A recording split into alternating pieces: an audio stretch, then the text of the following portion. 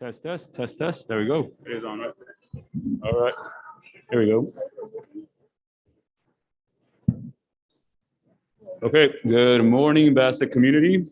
Welcome to our regular board meeting of December 14, 2021. Item number 1, call the meeting to order. We are calling this meeting to order at 5:35. Item number 1, roll call. Ms. Rojas. Present.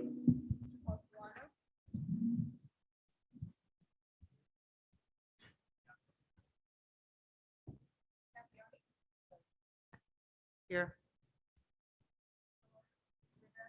Present.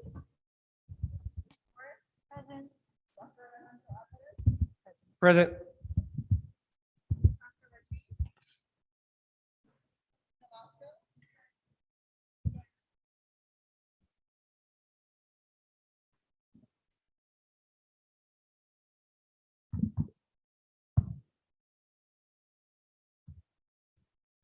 Thank you, Ms. Rojas. We move on to item number 2, the appointment of President of the Board of Education.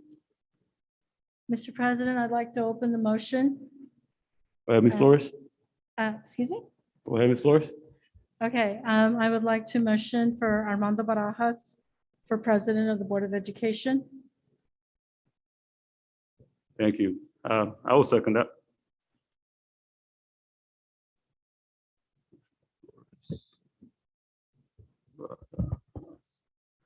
Roll call, Ms. Flores, Aye. Ms. Rivera,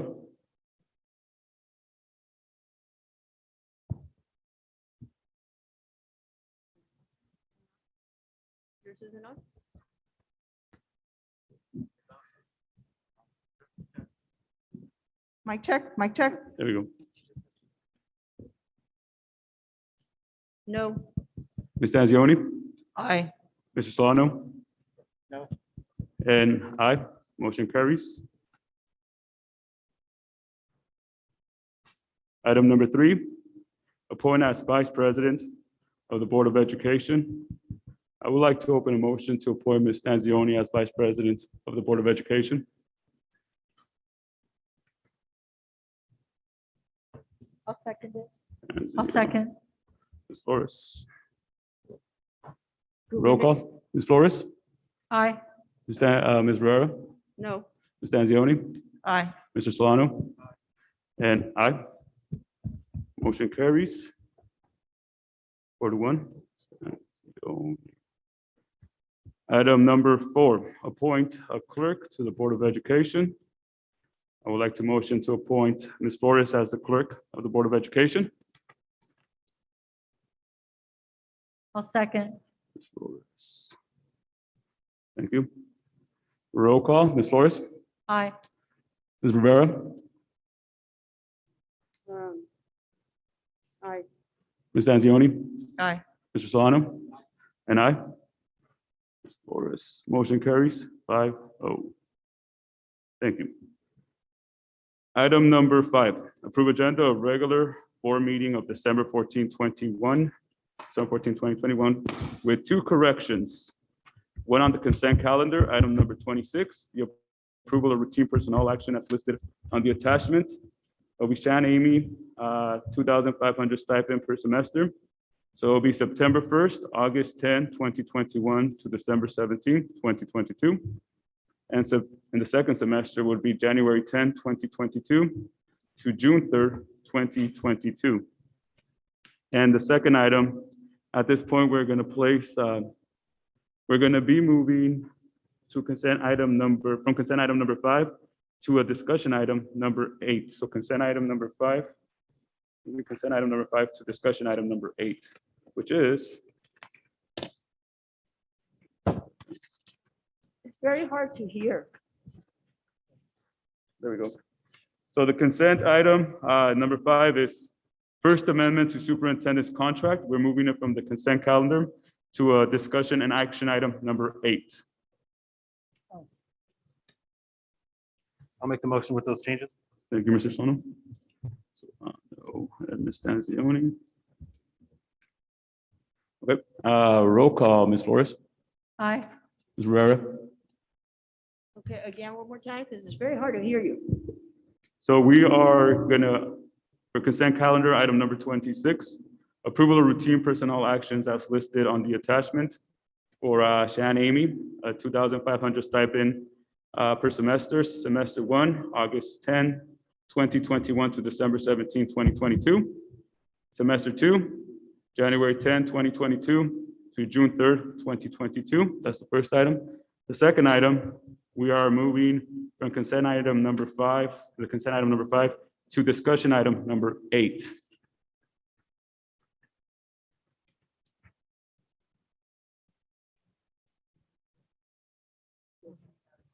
Okay. Aye. Stanzioni? Mr. Solano? Aye. And aye, motion carries 5-0. Item number 2, open session. Item 1, Pledge of Allegiance. Ms. Yareli Perez, would you mind joining, leading us in the Pledge of Allegiance? Thank you very much. Please rise for the Pledge of Allegiance. Place your right hand over your heart. Ready, begin. I pledge allegiance to the flag of the United States of America and to the republic for which it stands, one nation, under God, indivisible, with liberty and justice for all.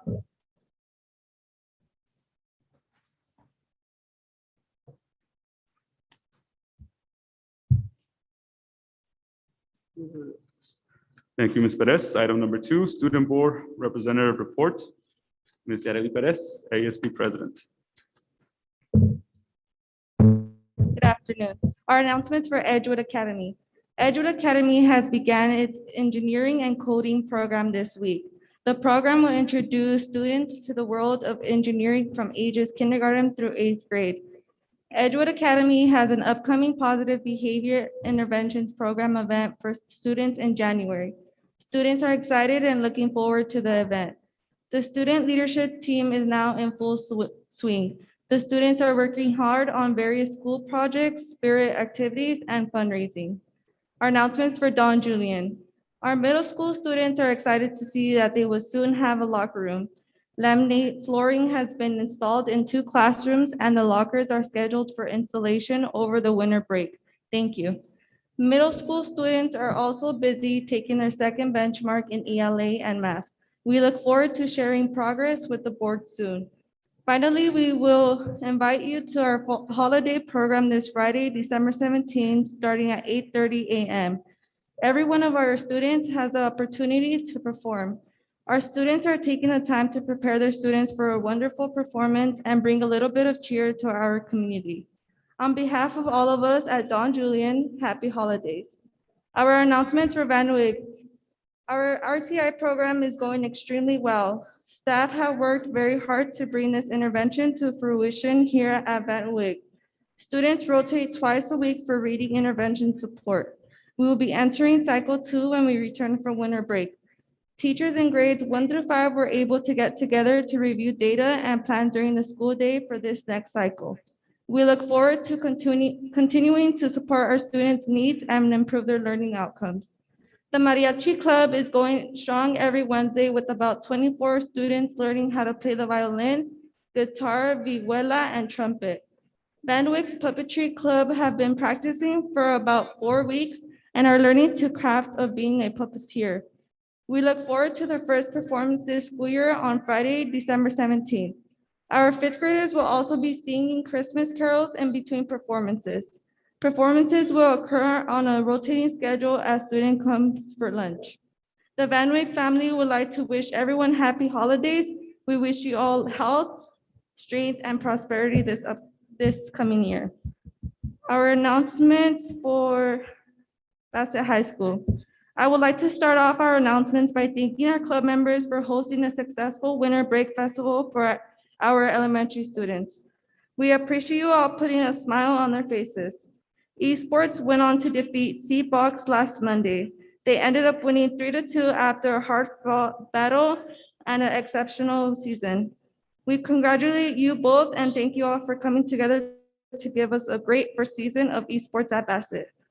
We also would like to congratulate our Olympians on the soccer team because they have been putting up a great fight and have not lost a game. Also, our ASB member have made spirit days to get into the Christmas spirit. On Monday, we wore pajamas. Today, we brought a cozy blanket. Tomorrow, we will be wearing winter clothes, and on Thursday, we'll be wearing fuzzy socks. And finally, on Friday, we will be wearing an ugly Christmas sweater. Last week was stress relief week to get us ready for our finals. Our ASB members put together an aroma therapy day, coloring book and affirmations day, DIY stress balls day, pop-its and bubble wrap day, and play with puppies on the final day. Our athletes on the basketball team have been putting up a great fight, given that they have been going against higher division schools. Great job out there, Elise. During the break, our athletes will continue practicing and having games, so don't forget to wish them luck. A week and a half ago, Emily and I had the opportunity to attend the California Student Board Member Association Conference at San Diego. We want to give a huge thank you to our administrators for allowing us to participate in this mind-opening experience. We learned so much and are putting the skills that we learned to use, such as leadership skills, networking skills, communication skills, and problem-solving skills. Our Olympians have had a very successful first semester, especially coming back from a year and a half of online learning. And that concludes our announcements. Thank you.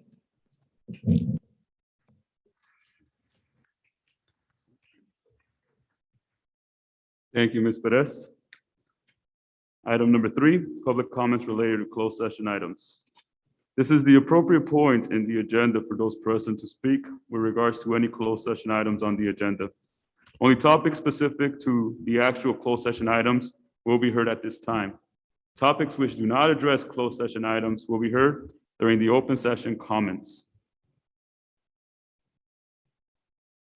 We have Carla Mahaffey, BTA.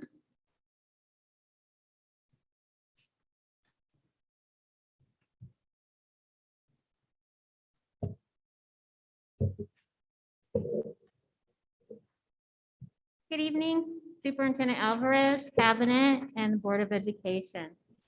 BTA is here to wish all of you a safe and wonderful holiday and Happy New Year. The district has been entrusted to disperse a great deal of the taxpayers' money, and BTA intends on bargaining in good faith with the district to ensure that the pay and benefits of our members are finally brought up on a par with every other district surrounding us. We look forward to our first scheduled session, January 18, 2022.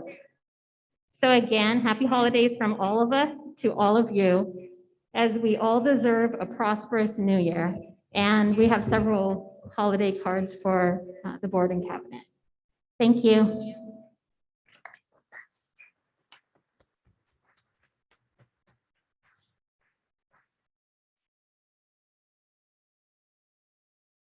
Thank you, Mrs. Mahaffey. Next, we have Mrs. Apollonia Sullivan.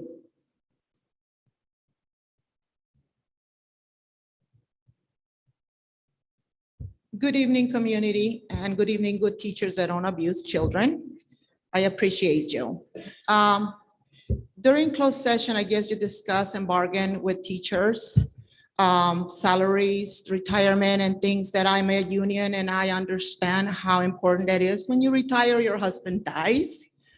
But be mindful of not giving our children's rights away with that bargaining. I'm not sure if that applies. And I'm not sure we're having the best competent person negotiate for our children, because we have to be fair on both sides. I'm requesting that the racist Carla Mahaffey, with that letter she wrote, expressing herself of how ignorant the parents in this community, be taken into consideration. And all the teachers understand the impact that your leader has when she writes such horrible things about parents, to the point to say that they're so illiterate, they could not even put two thoughts together. This is beginning to be a norm, and the community is beginning to understand. We cannot longer use guerrilla tactics. They could be played both ways. Children are leaving at a big rate. West Covina is still open. No permit required till January the 1st. I continue to encourage parents that do not find solace in the board members to do the right thing, to run, to go, Because teachers that abuse children in the negotiation, I think we should reward the ones that do the right thing. I don't see Mr. Villalon. I cannot say how wonderful he is because my daughter doing integrated math at Mount Set College Academy is the top of her class. And I know for a fact that would have not happened if it was not for him. So we do have good teachers, and it hurt me so much to leave the district for Leslie Valdez, for the abuse that our children are put through and the incompetence of the board members to defend them. Be mindful to support your leaders, teachers, because that reflects on who you are. Thank you, Mr. Sullivan. Item number 4, closed session. The board will be going into closed session at 5:50.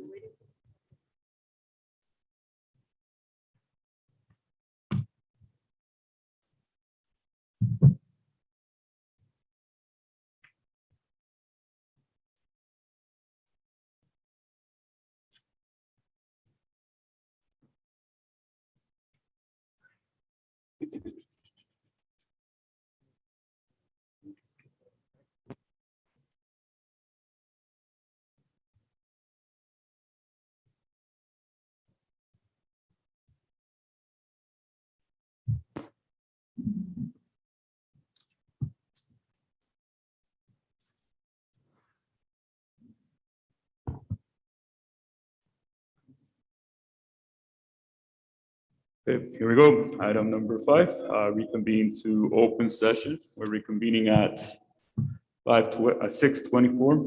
6:24.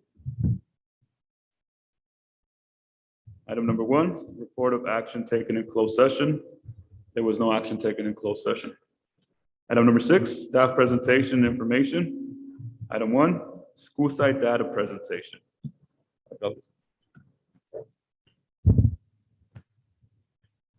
Thank you, Board President Barajas. Good evening, members of the board, community. We have 2 staff presentations today. We're going to begin with Torch Middle School. Mrs. Magallanes, please come up for your presentation.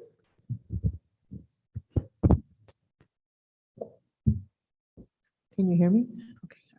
Good afternoon, Board of Education, Dr. Alvarez, Cabinet and community teachers. I'm Elizabeth Maldonado, the proud principal of Torch Middle School and a proud Bassett alumni. So I'm here today to share some of our data with you and some of our plans for the future. Before I get started, I just really wanted to tell you that in order for us to make progress, we have to really be able to live and accept, right, that hard truth or that reality. So I think for us today, I'm going to be sharing some numbers with you that are not the best. But I think that being able to share that information with you is really important because it's going to give us the opportunity to really commit to what we're going to do for our students as a staff. So today I am going to share with you our iReady reading diagnostic data. So the iReady measures different key strategies like reading comprehension and literacy, reading comprehension and informational text, word vocabulary use. And if you look at our data, our numbers are not that great, right? So we have, I'm going to go forward to the next slide. If we look at it by grade level, in 6th and 7th and 8th grade, we have a lot of red. And that red indicates we have a lot of students who are 2 and 3 years below grade level on the iReady diagnostic, which was taken in August of 2021. A caveat to that is, as we all know, we just came back from a pandemic. We came back from learning at home, right? And as we know, a lot of our students don't have a lot of support at home. So these numbers are to be expected, right? But the important thing is that we recognize that as a staff, we are committed to increasing these numbers. And now that we have students in place and in session on campus, we know that these numbers are going to increase. So going forward, we're looking at the benchmark. Our benchmarks measure something a little bit different. Where the iReady diagnostic really looks at skills, the benchmark looks at specific standards by grade level. So you're looking at our ELA benchmarks. If you look at the numbers, the majority of our students are are working towards meeting standards, not necessarily there yet. And I'm going to show you by grade number. This is the first benchmark, which was taken in October. Our students actually wrapped up the second benchmark today. So we'll get that data coming forward. So if we look at our benchmarks, a lot of our students, especially in 8th grade, are not meeting standards on the ELA assessment, right? But in order to really understand this, a lot of the standards are not covered yet. So it might be measuring in October, it would measure standards that haven't even been covered at the time of the assessment. So as the year goal progresses, these numbers are going to get better and better over time. So if we look, we have a lot of room for growth, right, across the board, especially in 8th grade, as we prepare them for high school and beyond. And that's an ELA. So now we're going to go forward and talk about math. Now, math is another area of growth for us. So if we look at, the different standards for like geometry, number placement, a lot of our students are 2 and 3 levels below grade level. But we also have a lot of students who are meeting or exceeding the standard, but the vast majority of our students do have a lot of foundational skills that they need to build. And we are going to be building those foundational skills in several ways, which I will be sharing with you in a minute. Okay, so now we're looking at it by grade level. And if we look at it by grade level, there's a trend where our sixth graders, nobody is meeting standards yet in sixth grade at the very beginning of the year. But we're confident that being in the classroom and being with our teachers over time, these scores will also increase. So this is kind of a snippet of our sixth, seventh, and eighth grade. In grade 8, 41%, right, are approaching that. So over time, we hope to see the continuum kind of switch where most of our kids are meeting or exceeding the iReady skills test. So now we're going to look at the benchmark, and this is just an overall synopsis of it. And I'm going to go over it by grade level. So if we look at our numbers here, surprisingly, when you look at the benchmark, which is standards-based, 26% of our sixth graders are meeting or exceeding the standard, which is kind of it's the opposite of what happened on the iReady skills test. So I think this is a testament to the fact that our teachers are really focusing on those essential standards and kind of teaching our students standard-based lessons. But if you look at eighth grade, 87% of our students are not meeting the standard in math. So this is where we're starting. I'm going to share with you some things that we're going to do to try to address this. So any school, for any school, a big piece of being able to move a school forward is school culture. So our staff has been talking a lot about what are we going to do to make students want to be at school and be happy to be at school and not just focus on not just academics, but also the culture piece, that they feel empowered as scholars. So starting in January, we're going to start sports, after school sports, basketball, and other sports as the year progresses. We're going to have a book club, anime club, and we're really focusing on getting parents on board and in school. So we had our last coffee with the principal and we had a full house. So we're really trying to build opportunities for parents to be on campus and partner with us so we can really help our students. But our school really is focusing this year on becoming a really strong PLC, really focusing on the PLC process. What does it look like as a team to look at standards, to really focus on that first instruction?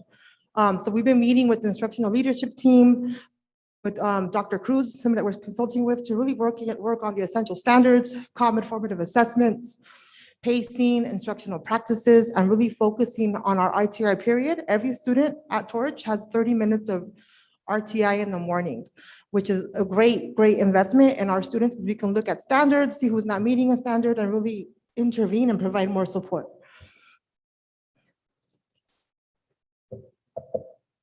Other actions, so I have a long list. So in the area of mathematics, our instructional assistants are really focused on our highest need students. Torch has a great collaborative culture on campus. Teachers are willing to work with other teachers and really support. We have the privilege of having a lot of new teachers on our campus. So we have a lot of our veteran teachers working with our newer teachers, especially in the area of mathematics, to kind of shore up and kind of help and support as they plan and do their pacing guides. For January, we'll be going back to teaming, but we'll have teachers that are going to, in eighth grade, students will go from, we'll have 2 classes with one teacher and then 2 classes with another teacher, which will provide those teachers more time to really hone in on that content and be able to really work on that math literacy with the students. We're also going to start after school math tutoring in January of 2022. So that students could drop in. So say today they're having an issue with a certain problem or something's going on, they could drop in the next day and get real-time intervention. We also have lots of small group instruction throughout the day in all periods where you have TAs or teachers working in small groups. We also have our RTI process where we really try to focus on students with our counselor and other teacher leaders to say, okay, what do we need to do to support the student? And we bring in family support, and we really try to say if it's a lack of skill, lack of will, social emotional, what's the issue? And to really try to differentiate between the academic and the social emotional and provide that support. And I was happy to find out that we're going to have a math intervention teacher coming on board. So we're really going to be able to use this math intervention teacher to be able to provide targeted intervention with our students who are not making progress, and also acceleration for those students who are at grade level. And we always have iReady, right, as a supplement as well to try to show up those foundational skills. In the area of English language arts, we have our instructional assistants who are focusing on our highest need students, whether it be ELD students, special education students, or students who are just needing more support in the standards. We have a lot of collaboration in English language arts, where we have expert teachers coming in and really mentoring our newer teachers. Like I said, we're also gonna have teaming in ELA so that those teachers can really hone in on those skills. We're gonna have after-school tutoring, content area tutoring, and we're continuing with our RTI and our iReady intervention with our students as well. And we're also happy to be able to share with you that we're gonna have more an ELD and a special education aide being hired that will work with our students as well. So those are other supplements that are coming our way that'll help us really focus in on our students. And what else is to come? So what is to come? So we are really focusing on our school culture. We want to build that school culture. We had last week, we had the esports competition here at Torch, and all of our students came en masse. And they were just so excited to be at a school event. So we're hoping to build more things. We had our band concert last Thursday, which was also amazing. This place was full to capacity with parents and community who were just really enjoying their students and the music that they were making. And it was great just to have that community feel. Thursday, we're having our first school dance. Our kids are super excited. So for us, just really building that culture, and what does it really feel like to be at a secondary school? It's part of that academic intervention. If students want to be here, right, they're going to be incentivized, they're going to work harder. We're also looking to grow our ASB. Our ASB, little by little, is meeting once a week, and we hope to put on more events. And we can say that Torch is the only place where you can take Spanish for high school credit. We have a full class, a STEAM class, and we're working, as you guys know, we have the band, which has been here for lots of years. In terms of academics, what's our plan from here on out? Is really focusing on those essential standards and that first instruction. You really can't intervene and provide intervention if you don't have a solid foundation of what does that primary instruction look like. So we're really focusing on that. Our guiding coalition met today. They've been meeting weekly or bi-weekly, and they really lead their teams to say, okay, what are we gonna focus on so that we can have something to monitor, and then we can go back and reteach if we need to. So we're focusing on tiered intervention, RTI, and on our ELD, really focusing on getting ready for that LPAC, because we understand how important it is for students to redesignate before they hit high school to give them more outcomes for college and career. And then our PLC time is sacred. Our teachers know that that time is there for them to collaborate and focus on what students need. And I know I talk fast, so I'm trying to slow down. So that's basically what I have for you. Thank you. Like I said, I'm super excited to be here. I feel very privileged to be able to lead this school, and I know I have a great team and great students, and thank you. You have any questions for me? Questions?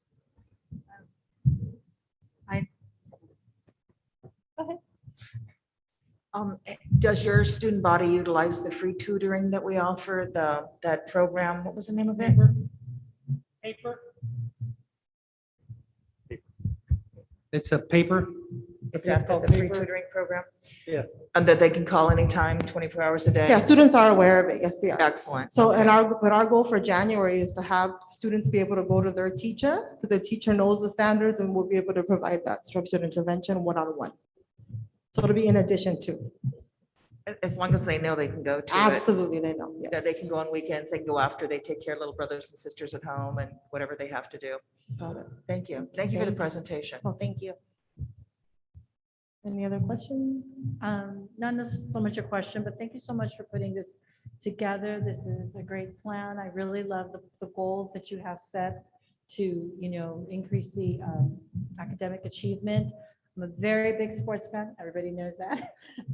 So I'm really excited to see more sports coming. As I look around here, I see there's been history. So I'm looking forward to that. And you have some, like I said, you have some great ideas here. Please let us know how we can best support. Absolutely. Thank you so much. Thank you very much for the All right, presentation. thank you very much.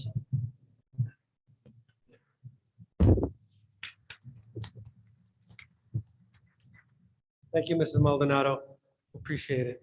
Next, we'll have Mr. Vasquez from Bassett High School present. I believe he has some his staff here.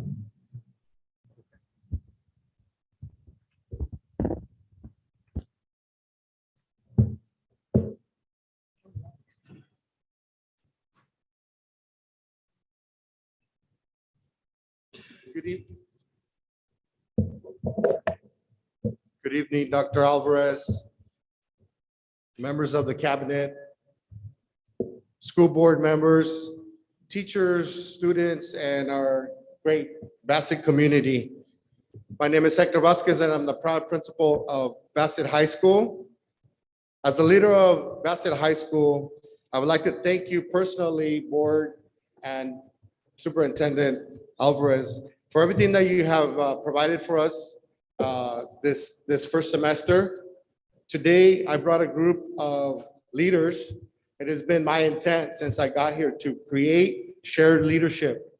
I truly believe that through shared leadership, more can be accomplished as a school and as an institution. So today, you will hear from representatives from our guiding coalition, department chairs from math and English, our assistant principal, and partners from our community schools from LACO.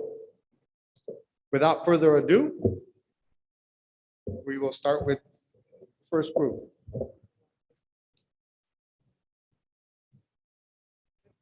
We have to speak into the mic just so that everyone can hear you. Thank you, appreciate it. Good evening, I'm Tamara Henderson, proud member of the Guiding Coalition at Bassett High School. So I just wanted to talk about our mission statement of, just of the GC, as we lovingly call it. Our purpose is to listen to and support the staff in their journey as educators to ensure high levels of learning for all students. Through collaboration, promoting a healthy school culture, and implementing creative research-based solutions. So this is something I feel we've already made great strides in doing. Our group is sort of a leadership group. We are kind of the liaison between the teachers and the administration. We kind of keep our ears to the ground and, and listen to, try to listen to teachers, what they need, what they feel we need, and then we come together as a group and bring it back to the administration and, try to come up with some ways to help the matter. So, thank you. Anybody else?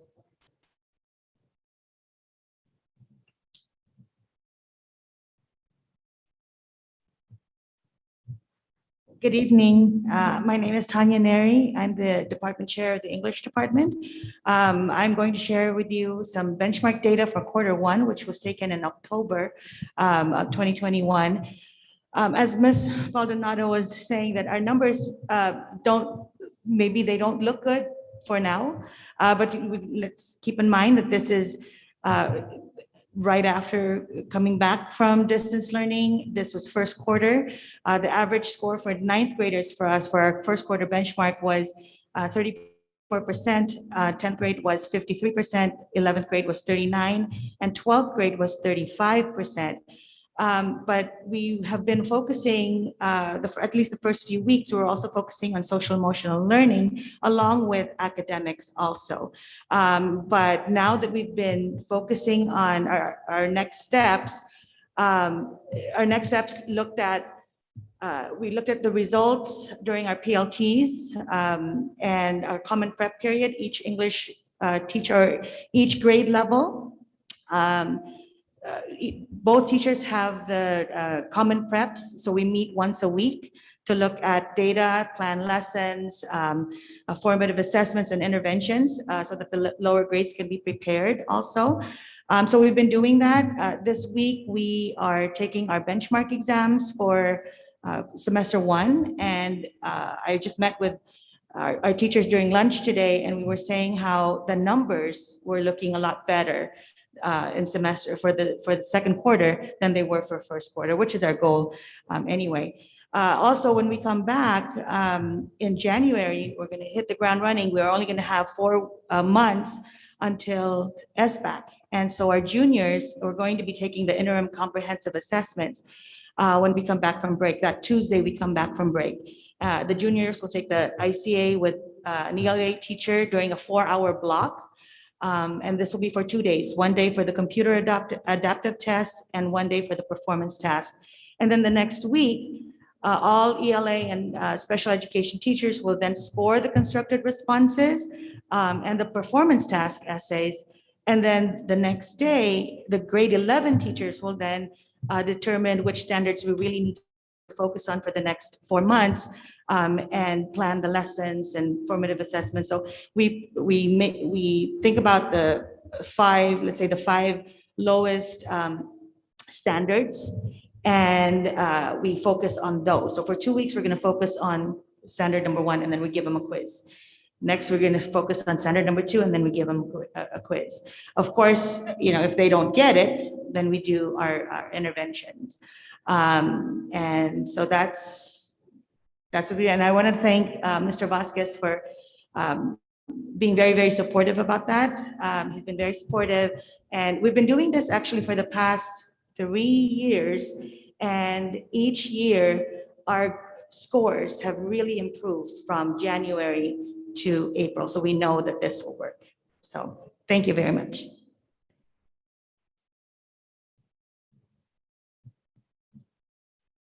Good evening, Board of Education. My name is Omar Barberena. I'm a math department chair at Bassett High School, and I'm also part of the Guiding Coalition.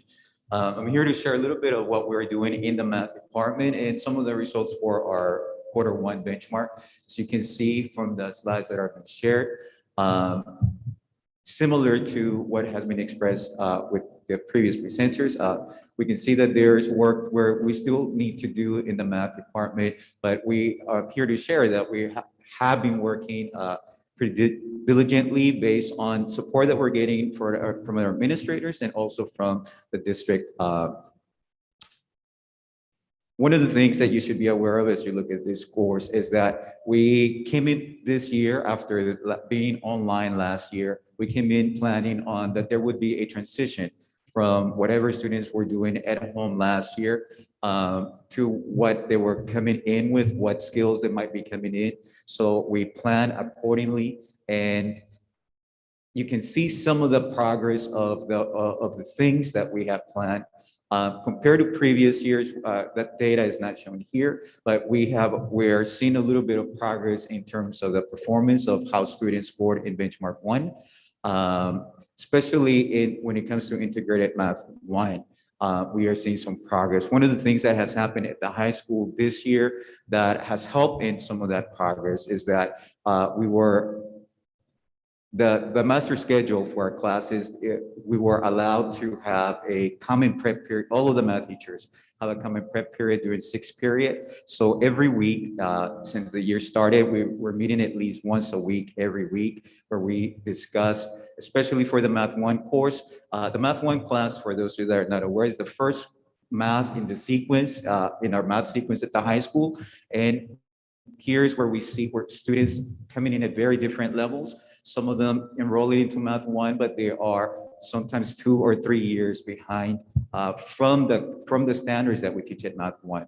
So we've been doing a lot of work for the past 2 or 3 years, trying to figure out how to best assist the students. And part of our meetings on weekly meetings that we have on Thursdays, we've been working on figuring out aligning the standards as best as we can, figuring out how to support the students, and planning together as a group. All of the teachers at Bassett, Math 1 teachers, all of the math teachers teach Math 1. So we work together on planning what are we going to teach, how we're going to teach it, and how we're going to support the students as we are teaching all of these materials.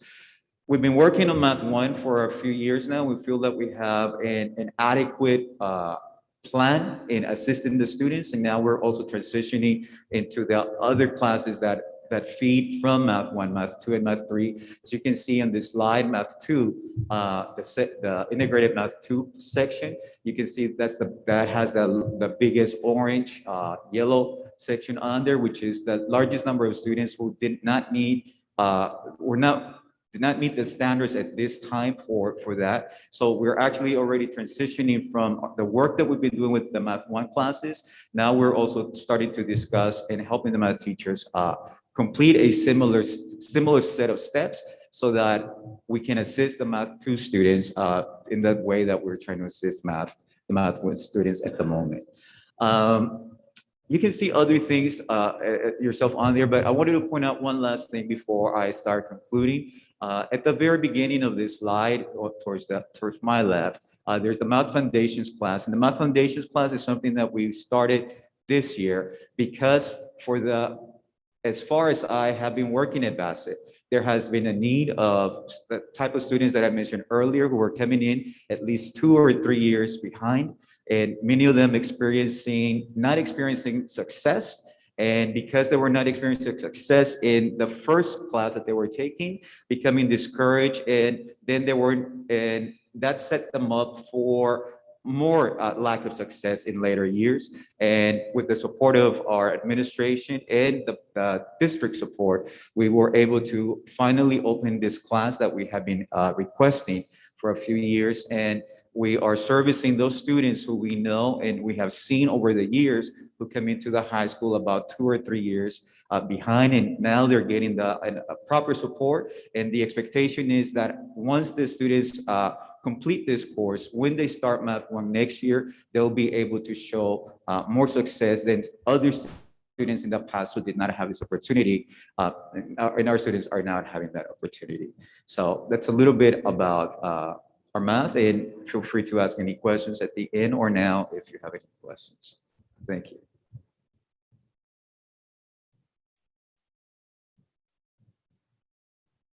So thank you, both leaders at Bassett High School. So the next slides, I wanted to present our RTI system that we've been working on for the last few years. And it really became evident last year while we were in distance learning that we needed something in place now, something functional, something relevant. So these are some of the tiered interventions that we do on a daily basis and by whom. So we have a 3-tier system. So in tier 1, our classroom teachers are, like Ms. Maldonado said, first instruction is key. So when they give a common assessment or quizzes, exit ticket out the door, whatever it is that they use for assessment, if they see that the students didn't retain or not understanding, then their immediate action is to reteach. How do we reteach? Because they didn't understand what was intended to be taught. With that, we also offer tutoring after school with individual teachers. And overall, we have Think Together, who offers tutoring on every single day. It is imperative, and the teachers know this, that they make parent communication. Teachers, we have a shared document on Teams and on Google Docs and Forms, Microsoft Forms, where they keep track of communications, and that is shared with counselors and administration. So then when we move a student to tier 2, which is where the counselors come in, the counselors already have the tracking system. They already have the form of how many times we've communicated with the student, how many times we've communicated with the parents, and we can take it from there. We don't have to start from scratch. Counselors meet with the students individually to find out, is this a social emotional issue? Is this an academic issue? Is this a behavior issue? What is it? So that they can disaggregate the need. The counselor can also set up meetings with the parent or guardian. And if they need to, then they set up a meeting with the students, the parent, and the teachers for an SST. That's our tier 2. It's systematic. We have a log. We have a system in place. And if it goes to a tier 3, that's when it comes to administration. At this point, administration knows the steps that have been taken place already. We meet with the counselor to figure out, okay, what is the next best way or the best path for the student. At that time, we meet with the student, see if there's anything else that we can do as an administrator, and then we set up a parent meeting. From that point, we can either do, if the students aren't coming to school, we do home visits to figure out or find out what's going on. And we have wraparound services on campus that we also recommend. This is a visual for those visual learners of what I just talked about. As you can see, tier 1, teachers, tier 2, counselors, tier 3, admin, and all the steps that we take. This is included in the staff handbook. This is included in all our communications via our website so that everybody knows where they need to be. This is this is our tier system, but it's in a more of a summary or bullet point form for those that are not visual. And it's a little bit more descriptive on the things that we offer in each one of the tiers. Tier 2, again, for the visual learners, we created this so that organizational chart, so that when we share this with the counselors, the teachers, they know exactly what's supposed to be happening at every step. And then I also included a sample of our tier 3, how we document when, specifically last year when we were doing at least 1 or 2 home visits a day because of distance learning. Admin, we were going out there to find out why they weren't signing on or what was going on with them. This was our log, and this continues to be our log. It's a shared log between administration and the counselors. So now we're going to move on to activities in athletics, and I'd like to bring up our assistant principal.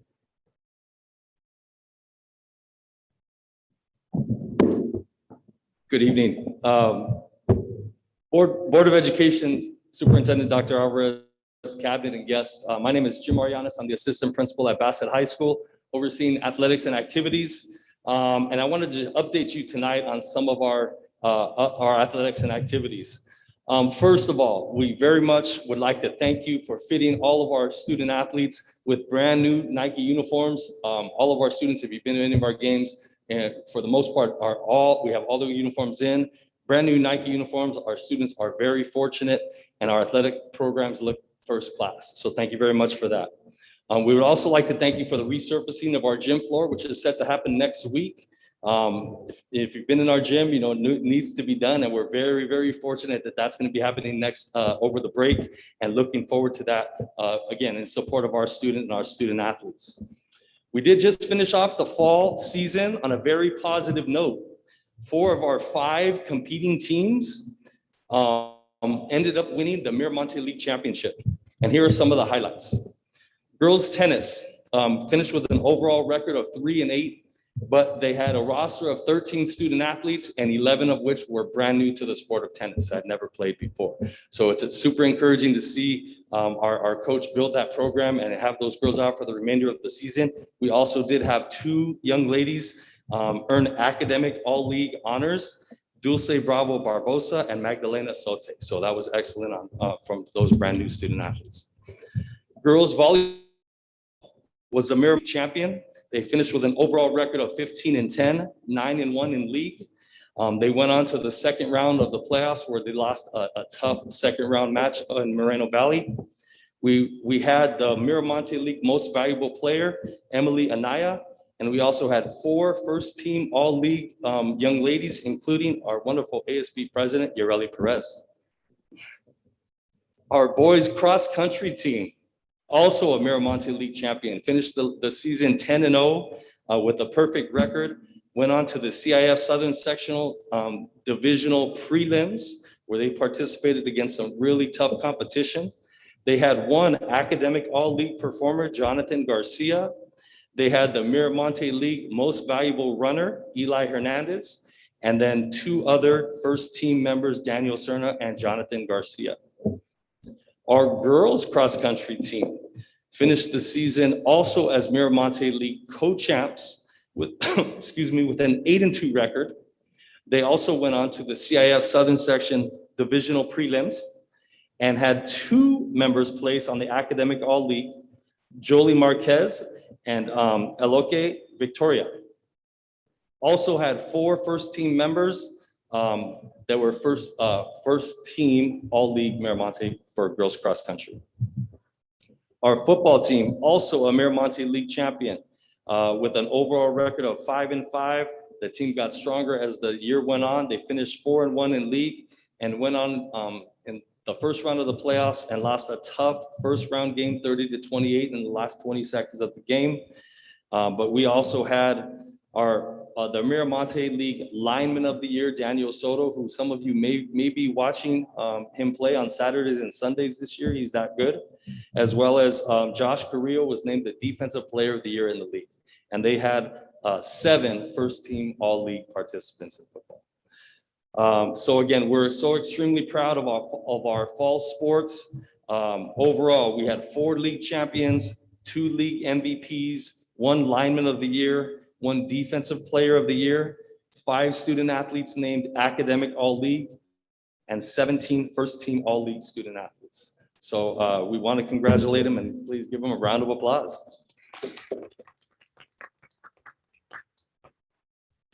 Currently, our winter sports season is underway.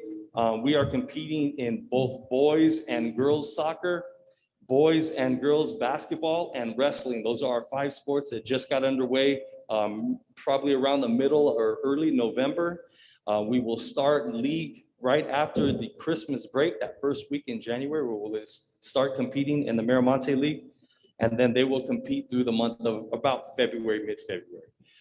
After that, we will then finish up the year with our spring sports, which includes softball, baseball, badminton, and track and field. So we do have a lot of students out participating and just wanting to, make our athletic programs one of the best in the Valley, and that's what we have a vision of doing. On the activities standpoint, esports, Dr. Alvarez, we want to thank you very, very much for your vision on esports and board for the support of our esports program. I know a lot of you were here last Monday night. After an 8-game season, esports season on campus, we had our esports championship last Monday on December the 6th here at Torch Middle School. And if you were here that night, it was packed.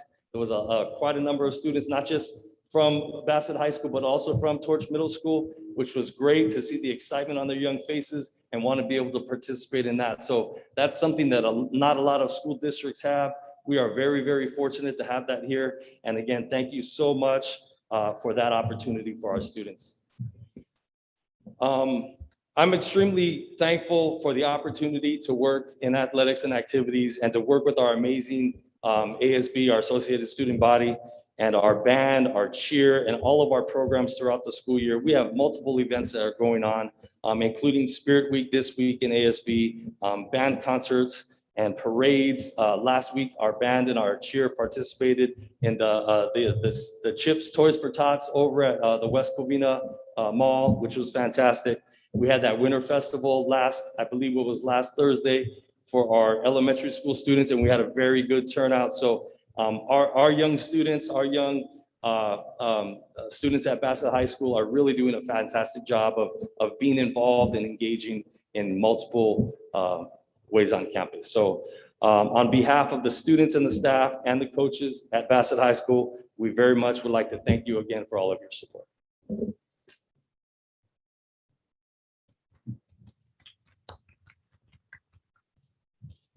Thank you. And now I decided to include one of our very valued community members and community partners. We're very lucky to have a partnership with LACO and a community schools initiative. They're doing an incredible job. So I want them to come up and share some of the things that they're doing for our community, our parents, and our students.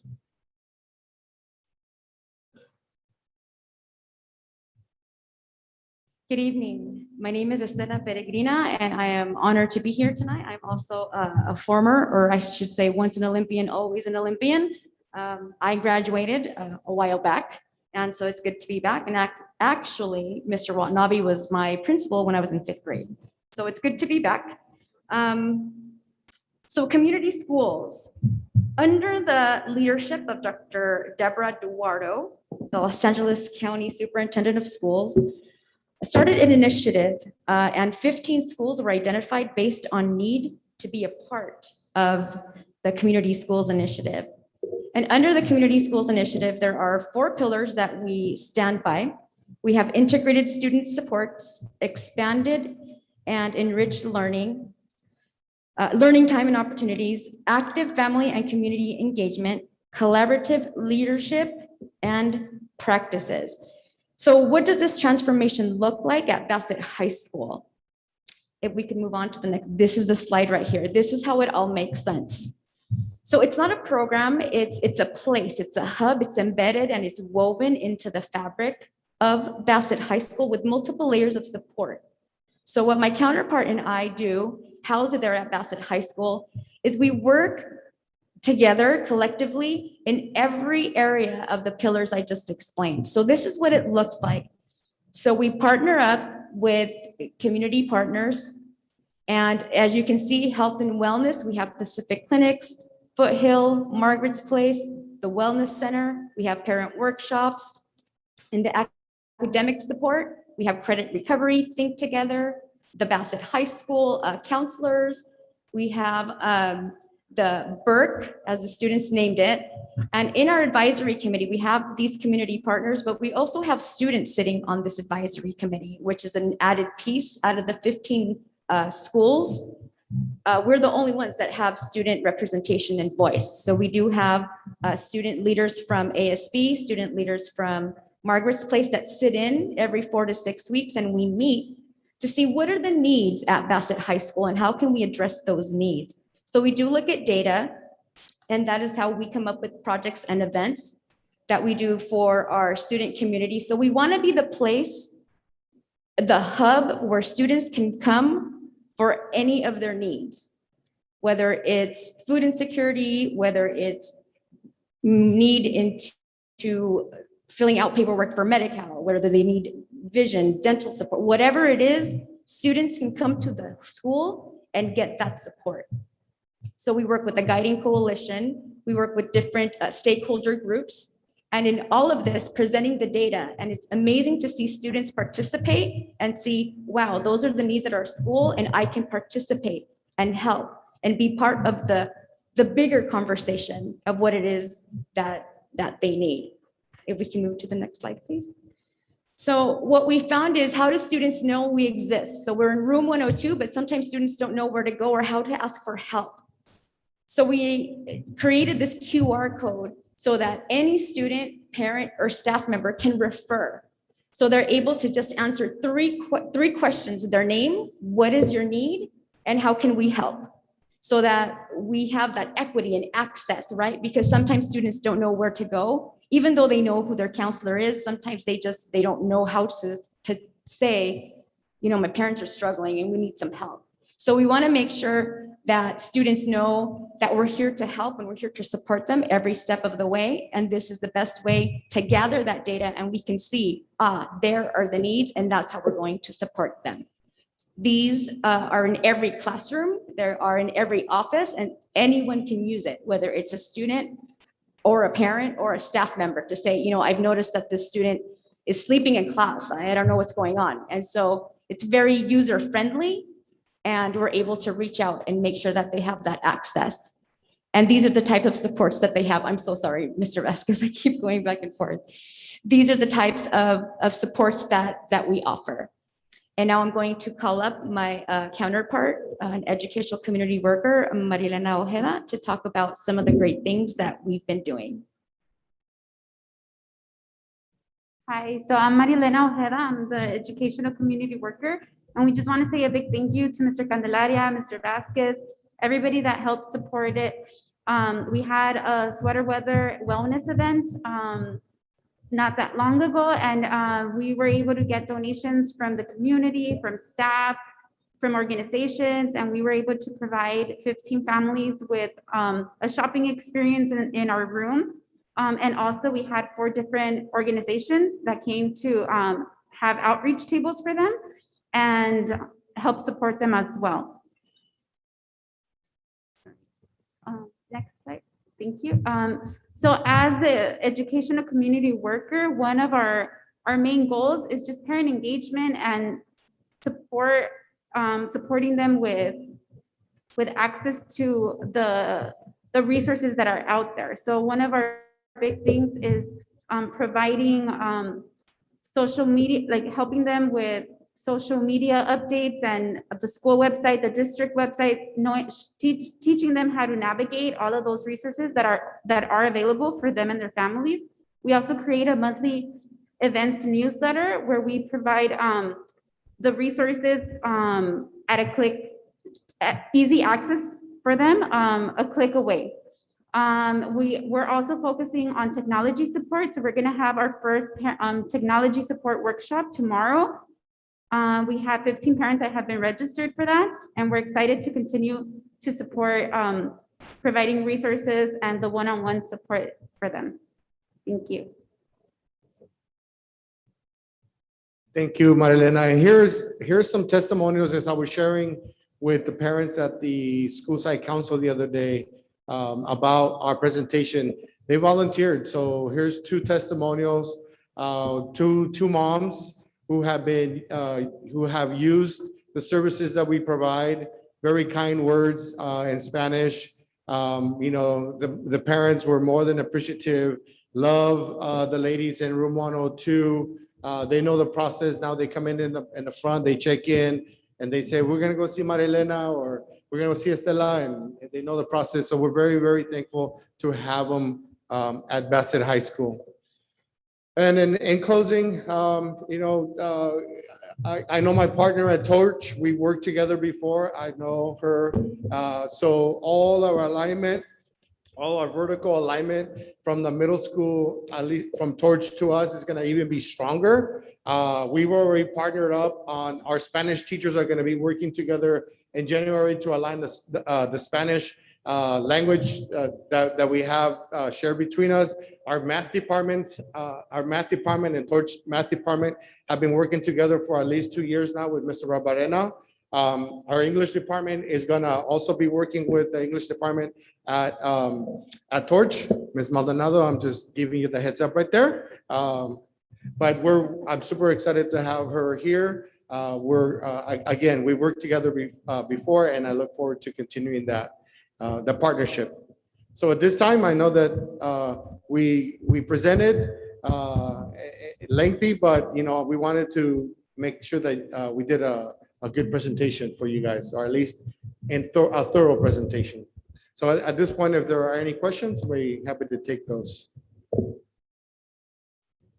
I just want to add something that maybe a lot of you don't know. That I would like to thank the Honor Society under the direction of Ms. Neary, who has been donating toys to our Bassett students for years.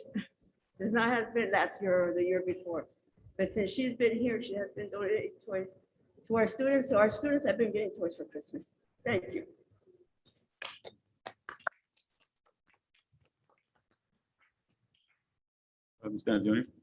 I had a question, but I believe you might have answered it.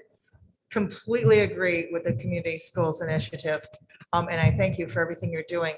But initially I thought, well, gosh, how is that in collaboration with we have in student services? But I think you mentioned that you work with Mr. Candelaria. Yeah, hand in hand. He's the one that helped us facilitate that coordination. He's the one that works on the MOUs with Dr. Kennard and the superintendent. So yeah, he works hand in hand with us. Okay. He comes to our events, and he's always aware of everything that we're doing.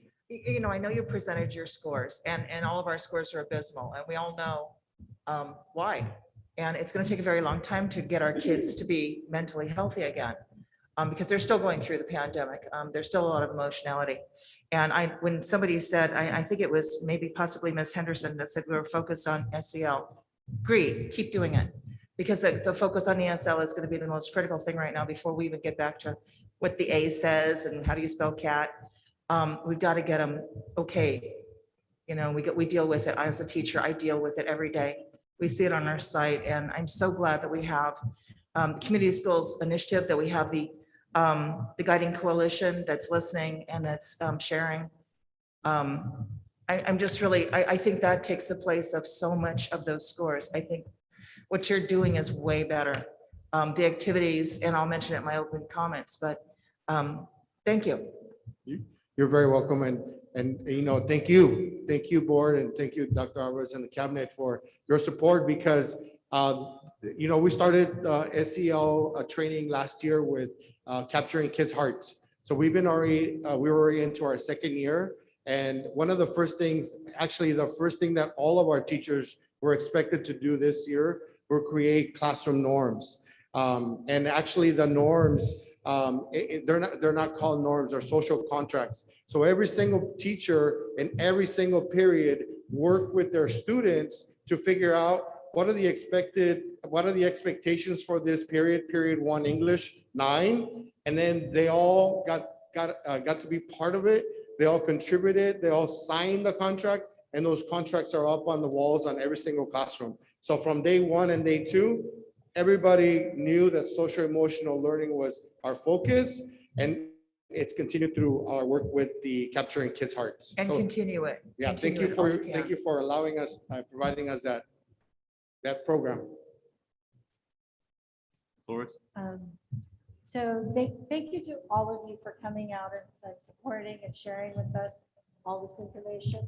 My question is more on math, and only because I'm not kind of knowledgeable. So to break it down by grade levels, like I'm not sure what math 9th grade is taking, 10th, 11th, and 12th. I do have some questions as far as in the ranges, but we could discuss that offline. I don't want to take this time. I am very glad to hear that not only our athletes are excelling, but they're maintaining their academics. That really speaks volumes of all the work that you're doing, our coaches that are motivating them.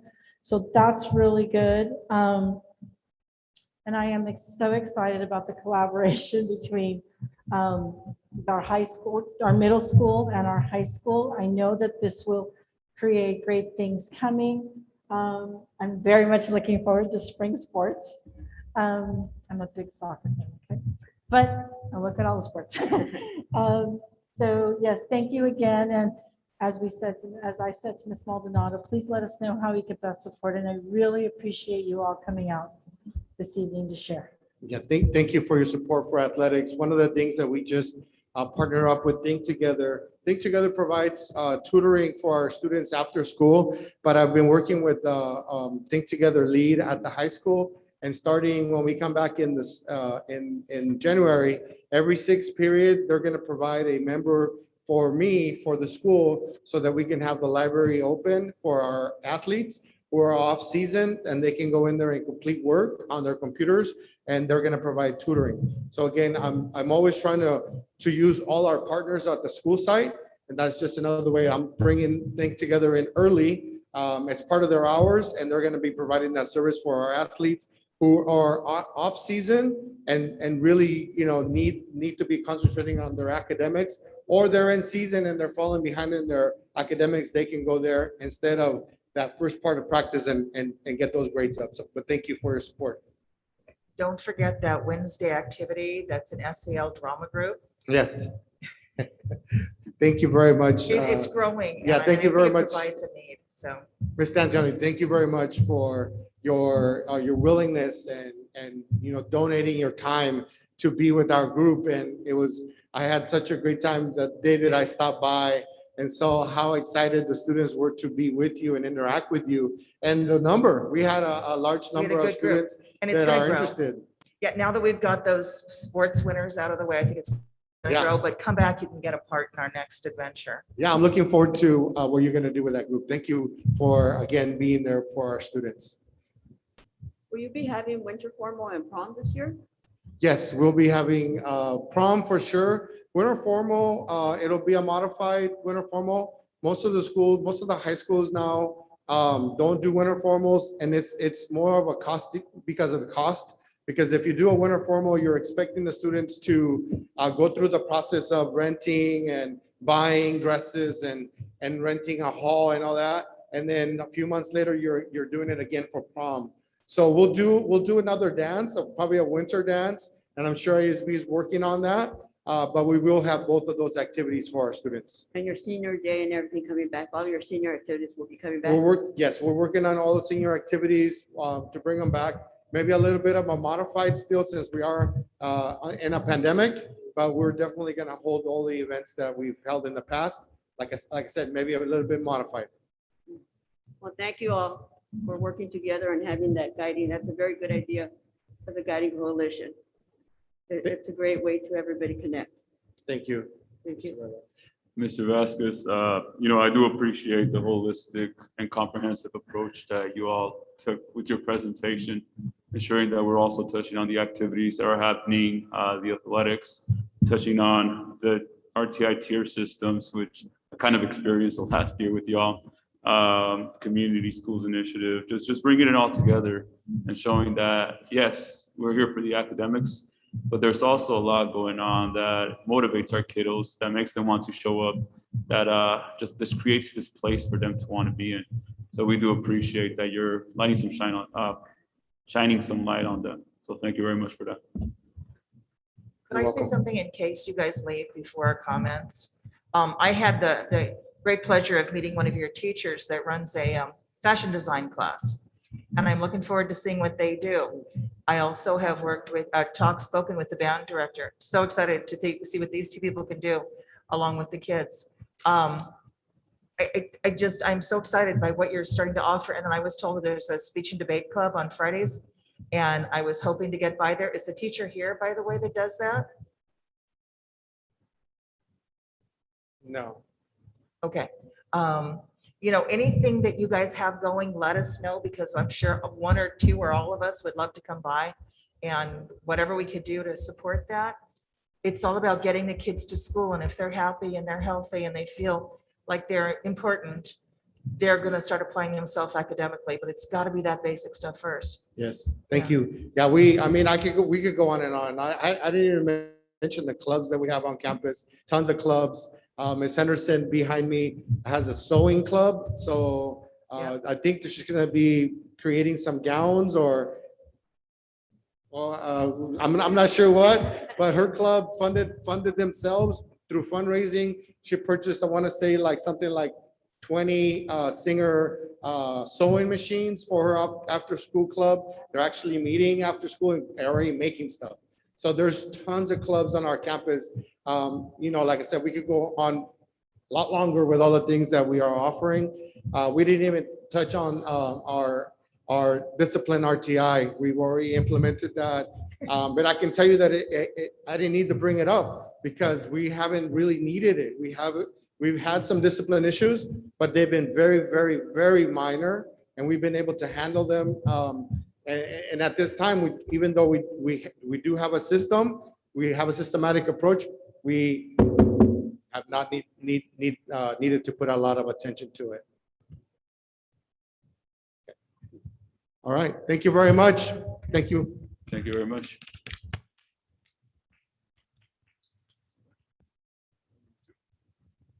Item number 2, 2021-2020 first interim presentation. Yes, thank you, Board President Bras. I'd like to ask Mrs.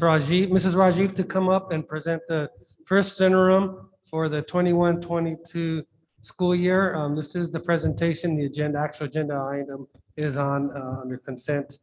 But go ahead and start. Thank you, Mr. Rajiv.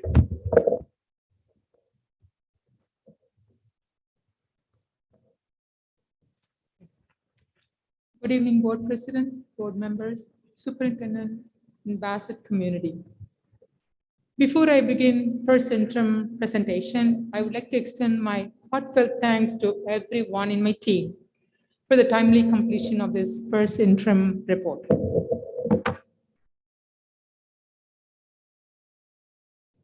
My today's presentation will cover the fiscal outlook of the state of California, the changes in district's budget from August 2021 revision, our forecast for the 2 years, and our budget challenges.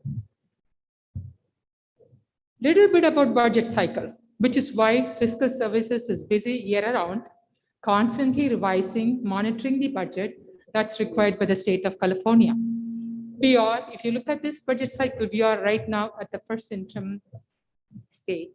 So first interim is a snapshot in time of our revenue and expenditure forecast for the current fiscal year, as well as the projection of the 2 subsequent fiscal years. It's the time to adjust the budget based upon the enacted budget, the additional subsequent trailer bills, the closing of the prior fiscal year, which happened in September 2021, and other factors that impact revenue and expenditures. We look at the actuals for the period from July 1st to October 31st, and then project for the rest of the year based on what we know at this point of time. So this slide, next few slides, I'll share the outlook of California economy. LAO, the Legislative Analyst Office, is the fiscal watchdog for the state of California. This particular chart shows the rapid growth in state revenue collections. In the graph, you can see an annual growth of 30%, which is the fastest in the 40 years. This happened from September 2020 to September 2021. As you're aware, the state's big three revenue come from personal income taxes we all pay, the sales tax we pay for all the purchases that we make, and the taxes paid by private companies like Walmart and Amazon, etc. In this chart, you can see from June 2021 to now, in the 6 months, LAO estimates an increase of 4.6 billion for 2021. That means we received more revenue for 2021 in this year, in the first 6 months, 4.6 billion, and then at 23.6 billion in 21-22, which totals to 28 billion. So I just wanted to share, this is again the Legislative Analyst Office estimating a spending plan for this additional 28 billion that they're seeing. So it just to recap, if you look at this here, June 2021, governor set aside a budget of 94 billion for K-12 education, out of which 1.8 billion was unspent because of this attendance adjustment, because we are in declining enrollment. So 1.8 billion is not spent. And then they have 5.9 billion of one-time monies that they set aside they couldn't spend. So they have 7.7 billion from the current year budget that was enacted in June. So now analyst office is thinking with the 7.7 million, they might give 2.3 billion to school districts for the current year commitments. For example, expanded learning opportunity program, school meal reimbursements, the transitional kindergarten and the special education. So they added new programs this year. The analyst is estimating they will continue to fund the current year, these programs for next year also with 2.3 billion of the 7.7 billion. And then they're estimating they will be adding 3 billion to increase our reserve, which is a rainy day fund state of California is having for K-12 education. And then they are estimating again, the remaining 2.4 billions, they might give it back to school districts as a COLA increase of 2.87. So if you know right now for 22-23, we have a COLA of 2.48%. So if you add this $2.4 billion, there is a discussion, we may be able to get 5.35 COLA next year, 22-23. But we have to wait and see, because whether it will make it to governor's January budget proposal. So in addition to the $7.7 billion from this original budget, now we have 9.5 billion, the green column. That's the additional money that they have, which again, they're estimating it will be spent for new commitments, new programs. And then the balance of the 11.6 billion is what they're thinking we will get more one-time funds will be given to the school district. So these are the projections by LAO. I hear you. What's your point, Santa? Just wanted to share what's happening in the state, and more money means it's going to come back to us in some form. And I just wanted to now share where we are from August 2021, because we adopted in June, August 14th, we revised, August 10th, we revised our budget, 45-day revision, and then now we are. So if you see the revenue budget, from 64 million, we have gone to 69 million. So what happened? The first thing is the reduction in our LCFF revenue. Although we are funded based on last year's, this reduction is due to the supplemental and concentration grant reduction because of our UPP, which is the unduplicated people's student count. Any student who qualify as an English learner, free and reduced meals, or foster home would be counted once to determine how much supplemental concentration grant we get. So there is a reduction in that percentage from 93.18 to 87.5 because of our 3-year average revenue rolling first calculation. We only got a reduction of 500,000 for this year. And then other revenues like federal revenue, we have the carryover funds from last year. What is carryover means? Like we received the funds last year, but we did not spend. All of the Title I funds were not spent. So we are carrying forward after we closed our books in September 21. we know how much we have carryover, so we are adding the budget now. And then we have the ESSER, all of these one-time funds, ESSER and GEAR and special ed funds that are added to the extent of 2.9 million. So you see a total increase of 5.3 million in our revenue for 21-22. So looking at the changes in the expenditure. So the net increase is 6.7 million. So budget is realigned based on the SR3 plan that board approved that past board meeting. And then the carryover title and one-time funds are added here. The first interim budget also includes a one-time retro payment of off-schedule 3% payment for all bargaining groups and a medical stipend of $1,000 for every employee.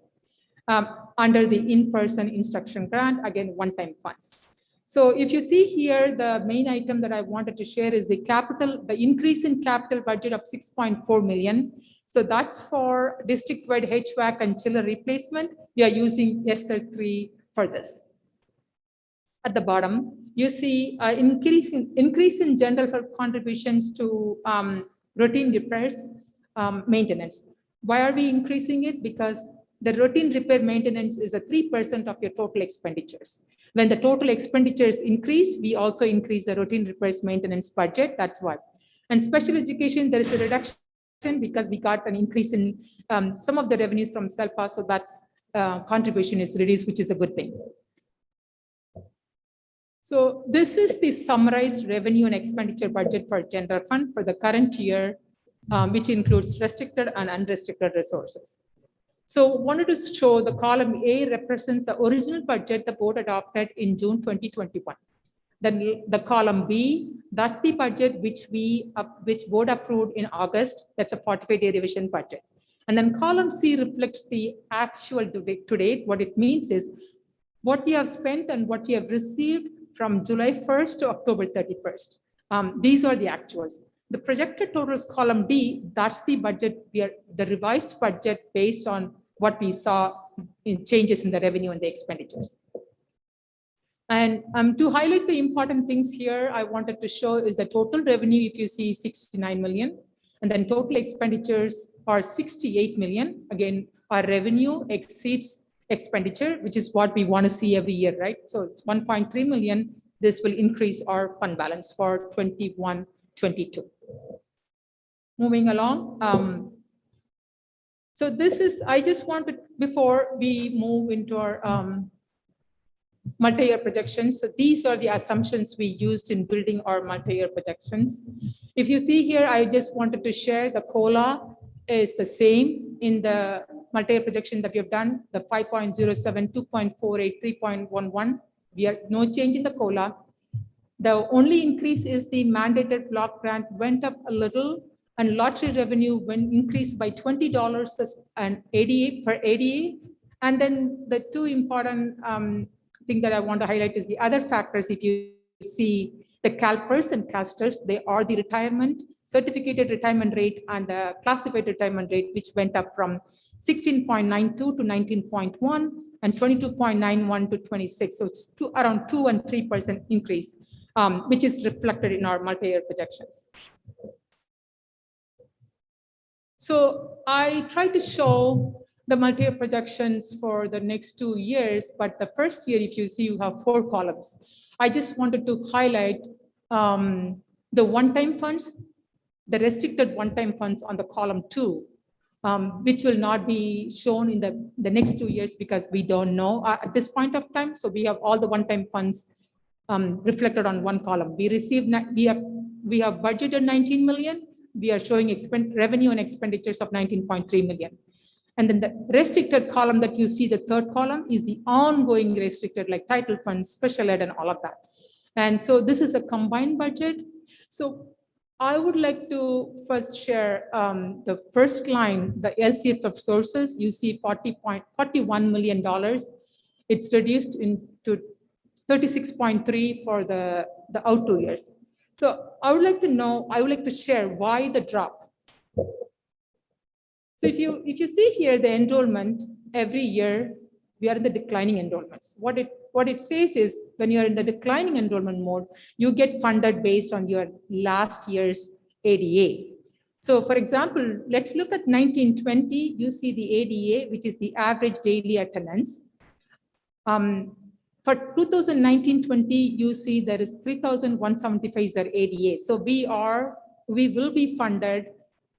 We were funded for 2021 using the 1920 numbers, which is 3,175. But 2021, we did not have any attendance because of COVID closure. So that's why state allowed us to hold harmless condition. They allowed us to use the 1920 ADA for 2021 and 21-22. So we are lucky that there's no drop in decline in ADA for 2021 and 21-22 because of that reason, right? But what happened is this is affecting our 22-23 because we've been funded based on 3,175 ADA, but now beginning from 22-23, now you see a drop from 3,175 to 2,767 because that's our ADA for this year. This will be used to fund our 22-23. That's why you see here our revenue dropped from 40.9 to 36.3. So I just wanted to highlight that. And then if you see I just showed some arrows on the left, 1 to 5, just to highlight some of the important rows. So the total revenue, if you see, 69 million, 21-22, which includes 19 million of the one-time funds. And then 22-23 is 43 and 43. And then if you look at the row 2, which is the total expenditure, the expenditures are 68 million. So we have a positive balance over there. And then if you go to the right, you see we are at 47.9 million, whereas our revenue is only 43.2. So thereby we are deficit spending by 4.7, and this is directly related to the reduction in the LCFF revenue. The same way, if you go across to 23-24, you see a drop in revenue by 4.6 million, and that's reflected as that's your deficit spending for 23-24. If you come down to net increase and decrease, row 3, that's again just to say how much are we, our revenue is more than expenditures or our expenditures more than deficit spending again. So if you come to the fund balance, line 4, row 4, so thank God, we had this one-time savings from COVID closure and this optimizing the one-time funds, which resulted in a beginning fund balance of 14 million. And then with that 14 million, adding this 1.4 million of current year, we are ending this, we are projecting, we will end this year with 15.8 million ending fund balance for 21-22, use only unrestricted. We don't count the restricted funds because they are supposed to have been spent.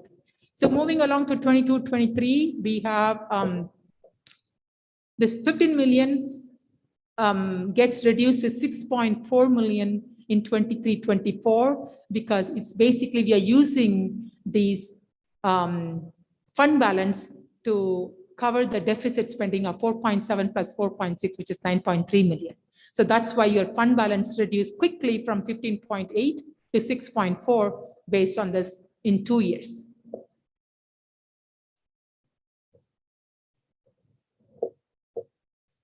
We talked about this already. And then I just wanted to quickly say the fund balance looks really good in the 21-22, but it's just a matter of time. When you have deficit spending, it diminishes quickly. So interim reports actually is an opportunity to reflect changes and also provide a certification as to where we are financially.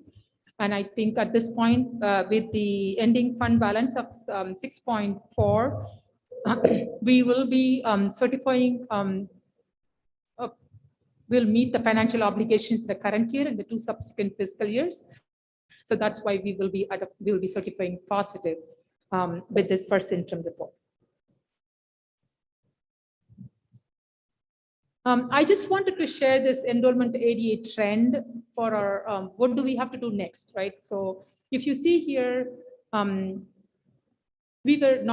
our projected attendance was supposed to be around 95%. From 98 point something, we dropped to 95. But right now in 21-22, this is actually not just for Bassett, it's at the entire nation. All the school districts are in the ADA cliff where the attendance is dropping. So we dropped from 94.86 to 92%, which is one of the reasons we lost revenue. And then also because the enrollment, if you see, the enrollment is also coming down, 400 and then 120 and 90 for the rest of the 2 years, and our UPP counts. So all three are reducing. So what do we have to do next? So we just have to continue with our fiscal recovery plan. How do we increase our enrollment? Adding programs and outreach efforts. And I think we are doing all of that we have to continue to do what we're doing right now. I know Dr. Alvarez has added few other programs after he started dual immersion and esports. All of that, one of the ways to increase enrollment. So we are doing the right things, but we just have to continue to do more. And then the next one is the improved student attendance. This is based on the attendance we know as of now, right? These numbers will move once we have that Saturday school, which will allow us to recoup the revenue that is lost. And then we'll have some attendance incentive program. And so we will see an improvement in that. We are hoping we will improve our attendance and numbers by P2, which is the time we certify our data in April, and that will be used for our funding. So we hope to see an improvement, and we will reflect that in our second interim. And then UPP, so we have to focus accurately. We have to project what's our unduplicated student count. And I know I want to thank technology, school site secretaries and principals who have helped us collect more income verification forms, because the alternate income verification forms is a key to identify a student as a free and reduced, which will give us more revenue. So actually, from the time I reported this 87.5, they have increased 2%. Thank you, Joe and team. They really worked on trying to deep dive into data, compare by address, by different combinations. We validated and we got more. So we are working on that. It's a work in progress. We hope to reflect that change in second interim. And then reducing expenditures, a planned reduction of expenditures and increase in local revenue. We will have to continue our effort. And I know it looks hard looking at that 9.3 million deficit spending. But we can, if we can come together and make student-centered decisions, we'll be, I'm hoping we'll be able to make us, we'll continue to do positive certification. That's the hope. I am at the end of my presentation. I'm happy to answer any questions you might have.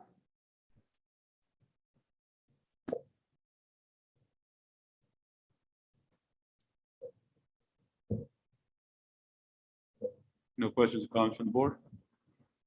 Dr. Alvarez? Thank you, Board President Ross. I do want to make just a couple of comments. All right, obviously, as Mrs. Rajiv has stated, all the school districts going in and out.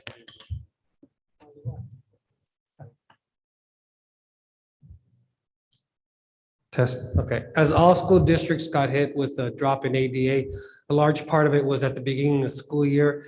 No one anticipated the drastic decline in attendance based on quarantining that the Department of Public Health required. As many remember, LA County had the most restrictive quarantine guidelines compared to all the surrounding counties around us. Other counties had what they called a modified quarantine. So in other counties, the Department of Public Health allowed, if there was a student that tested positive or an adult that tested positive in a classroom, as long as everyone was wearing masks and were 6 feet apart, no one else in that class had to quarantine. LA County, they went more strict. They said it didn't matter if you had a mask, if you were in 6 feet of close contact, you have to quarantine, didn't matter. And all the other surrounding counties, they didn't have to. So that really hit a lot of LA County schools districts hard at the beginning of the year. And then we started implementing short-term independent study. So through Saturday school, as we continue the rest of the school year, and now that we are on a modified quarantine, our ADA should be increasing, as well as utilizing our Saturday. We're adding more sessions for Saturday school attendance recovery that will impact our attendance rate and increase that revenue. On top of that, there's been a lot of discussion at the state level. regarding what they've been calling this fiscal cliff, as you saw for us for next year, a lot of school district facing, because they've been putting off funding us at our ADA for a few years now, when every school district is having less students, which also means your ADA is going down. So now after 2 years or 3 of using the same ADA, all of a sudden now you have to use the current one, which would have normally been phased in over a few years. So the state is considering doing a 3-year average. So whatever the average attendance rate was over the last 3 years, they're looking at using that to fund next year so that school districts don't feel such a huge impact.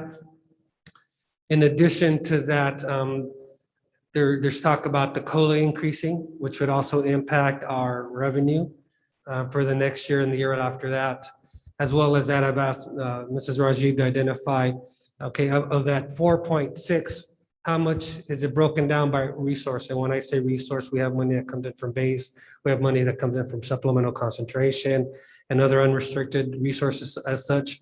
And so when we're looking at what we may have to reduce in our expenditures, we have to make sure we're reducing it within those resources and not just saying, well, let's cut X, Y, Z, but that's not really going to have an impact on the unrestricted budget. And so we've already, at least 1.5 million of that 4.6 is tied to supplemental concentration, which in one sense is easier to reduce a lot of contracted services that really won't have any discussions about employees. And so that's kind of how we're moving forward right now, working with LACO, our team, and identifying if that continues based on what happens at the state level and our ADA, we want to have a plan ready for the board.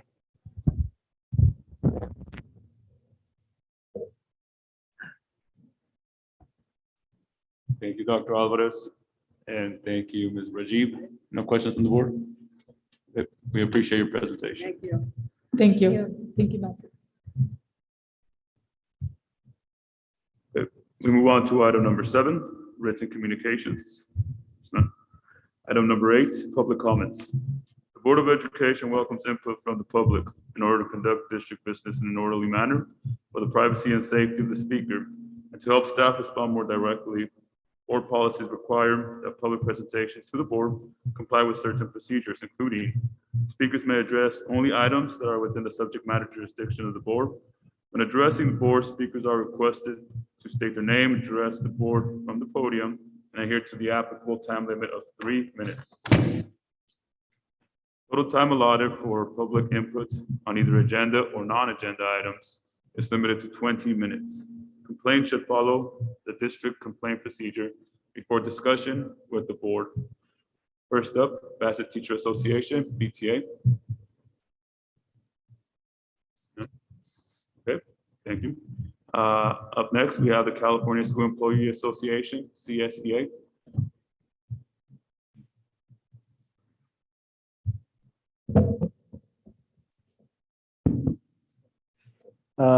Hi, my name is Joseph Carrillo. I'm CSEA chapter president for Bassett chapter 26.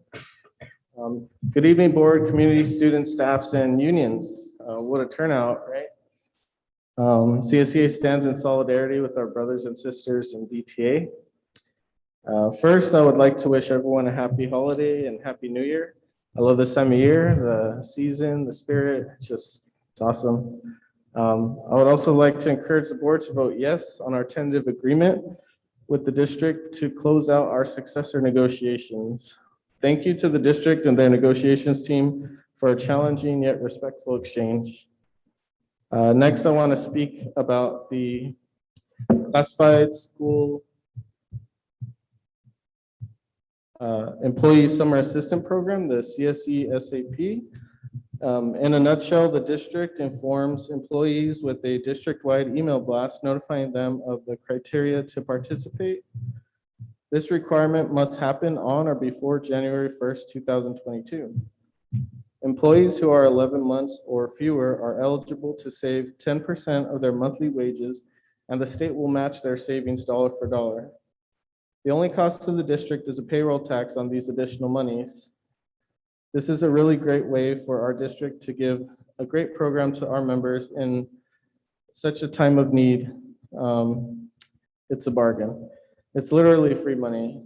And I think with that additional COLA that Santa discussed, be very easy to cover. Below are some of our neighbors who are already offering this amazing program to their CSEA employees. Hacienda La Puente, Roland Unified, Alhambra Unified, Whittier Union High, Whittier City Elementary, South Whittier Elementary, South Pasadena Unified, Pasadena Unified, LAUSD, and Montebello. I actually provided you guys with an email. If you haven't seen it, it has a lot of information about the amount that a district would need to pay.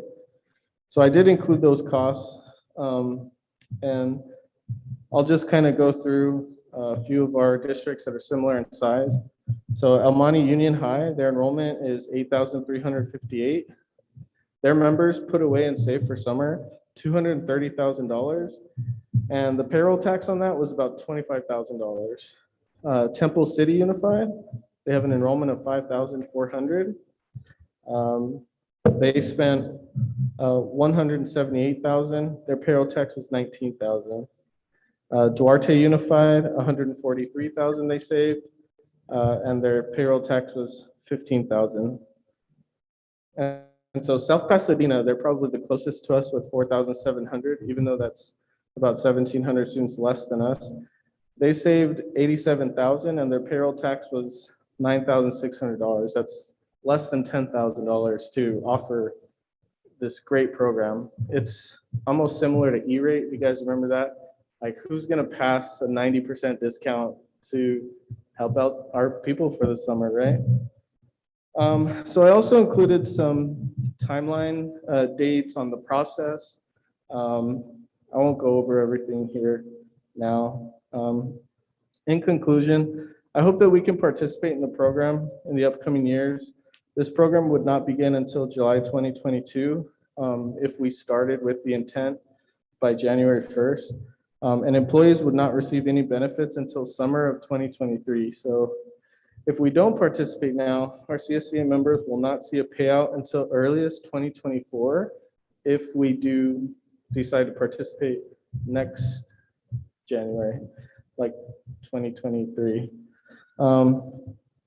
So thank you for your consideration. That's all I have. Thanks. Thank you, Mr. Carrillo. Next, we have Ms. Sullivan.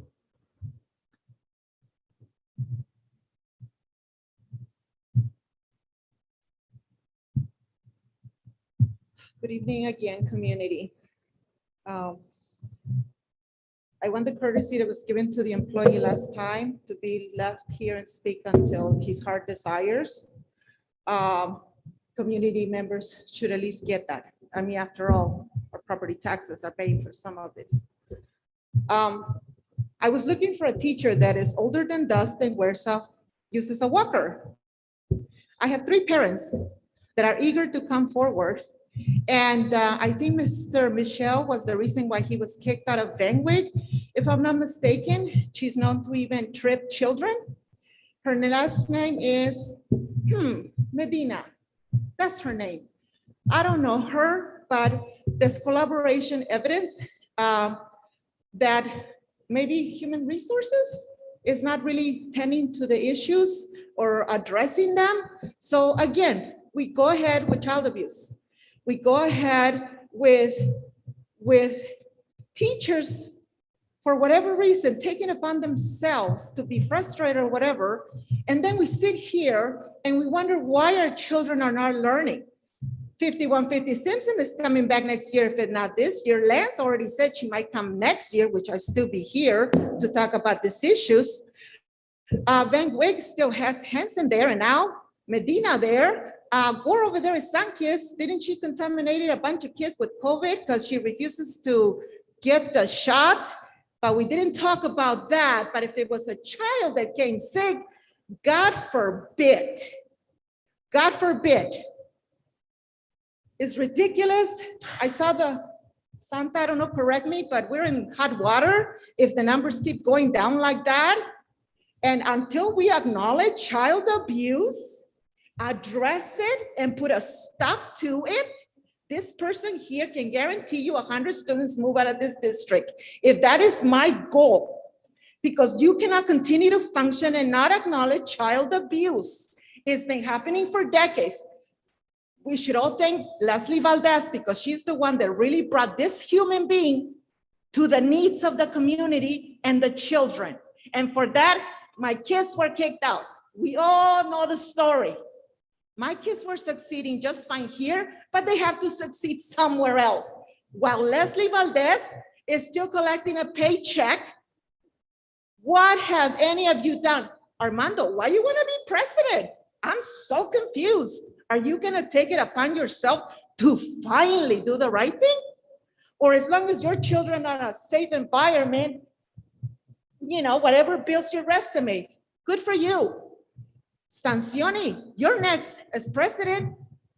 Your brother wants to be the principal at Nueva Vista.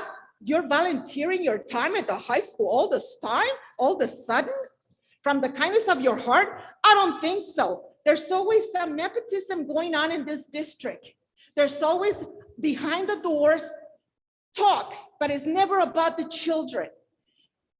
I don't think I'm gonna live here. My mortgage is still at least another 28 years. We're gonna continue to have this discussion on Facebook, on YouTube, here in the corner with the community. And I am going to plead with them that if resolution does not come to them, they need to go to other districts. As hardship financially as it may be, like it is to me, because our job as parents is to one thing, educate our children, and we don't want sports.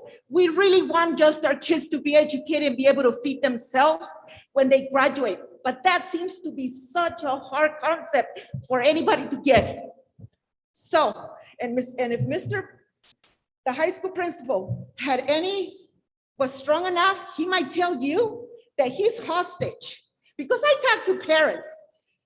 If he doesn't do, or the teachers don't agree, they go after you. All the principals have this in common. You guys may play bamboozle to yourselves or pretend this is not happening. This is a gang. This is a racist gang led by white Caucasian teachers that I have. Simpson's white. Don't raise your eyes at me. Simpson is white. Carla Mahaffey is a racist. I read the letter. If you don't think that's racist, maybe I should get a black person to tell you that that's racist, and maybe you will understand that that's racist. All of the ones that I mentioned are white. Is it coincident, my dears? Is it time to acknowledge? The word acknowledges white privilege, financial privilege, racism, xenophobia. But we refuse to acknowledge that. Is it because I'm speaking?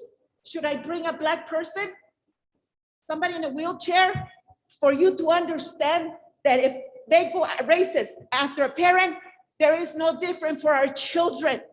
We are Hispanic. Except you're Camelot, the Kennedys. I'm gonna continue on this journey. May God give me enough strength to bring out every abuser. 3 parents at Vinewick cannot be wrong. And I promise you, it might take me 2 years. 2 years. Thank you, Ms. But there were Sullivan. some teachers that are gonna have to go home. Thank you, Ms. Sullivan. Thank you for allowing me to speak. That was dignified of you, because whatever you shut me or not, I still speak on Facebook. But that shows some dignity out of you. Thank you very much. And let the fight continue to stop child abuse at Bassett Unified District. Thank you, Ms. Sullivan. Up next, we have Anthony O.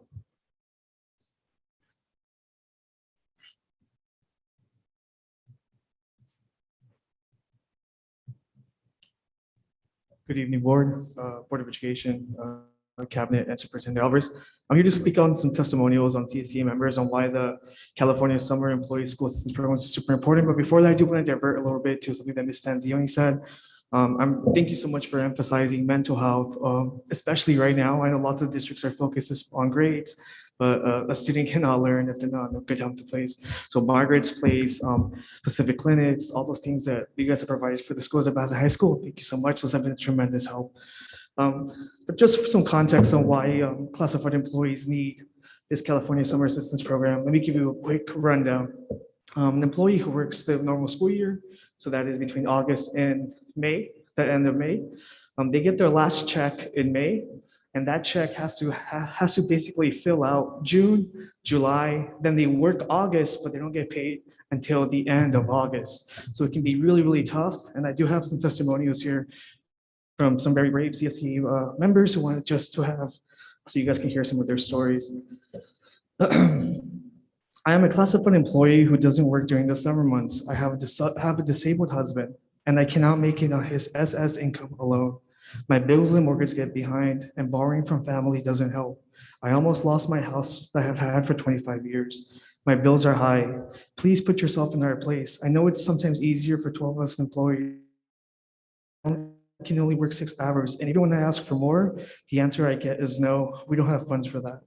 I wish you can understand that we love our jobs, but we also struggle. For all the raises that administration gets, please match it with CSEA, BTA. Please support CSEAP. I have had to take out personal loans to make ends meet during the summer. The summer saver programs that banks and credit unions offer are nowhere near as good as CSEAP. If offered at Bassett Unified, I can finally set aside at least $40 a month to make sure that I have savings for the summer, especially since the state will match it. I urge the district and board to please join this program. It would make life so much easier for me, my family, and the rest of the class employees here at Bassett High School who work so hard to make our schools great. The summer months are very hard as a school employee, but especially hard recently due to COVID-19. I usually work during summer session and school breaks, but I could not work because of COVID-19. During times like these, CSEAP is imperative to CSE members. Therefore, I feel it is imperative that we enroll in CSEAP so we can assist qualified classified members during this difficult hardship.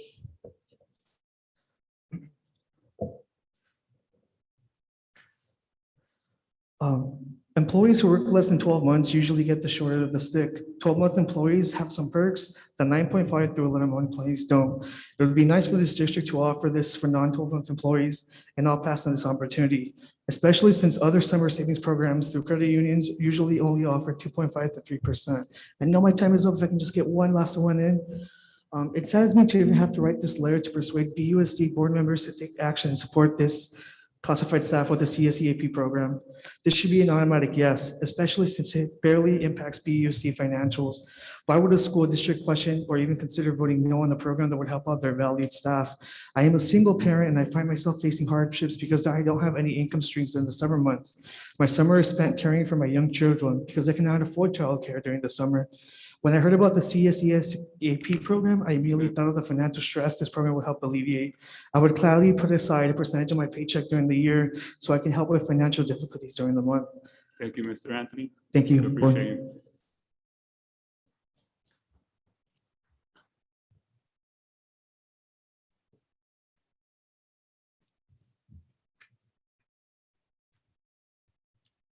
We move on to item number 9, Superintendent Comments.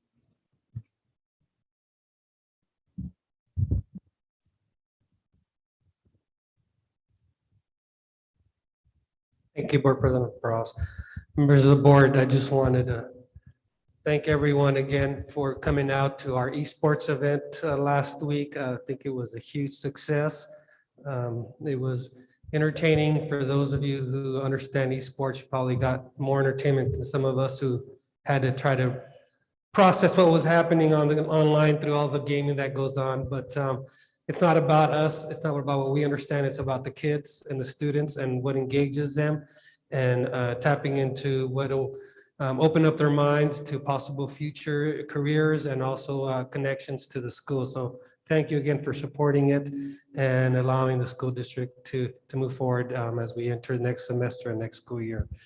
In addition to that, I had an opportunity to attend the CSBA conference a couple weeks ago. There was a lot of great workshops, and I look forward to working with the board on all those sessions that I attended that focus on governance, leadership, and working together as a team.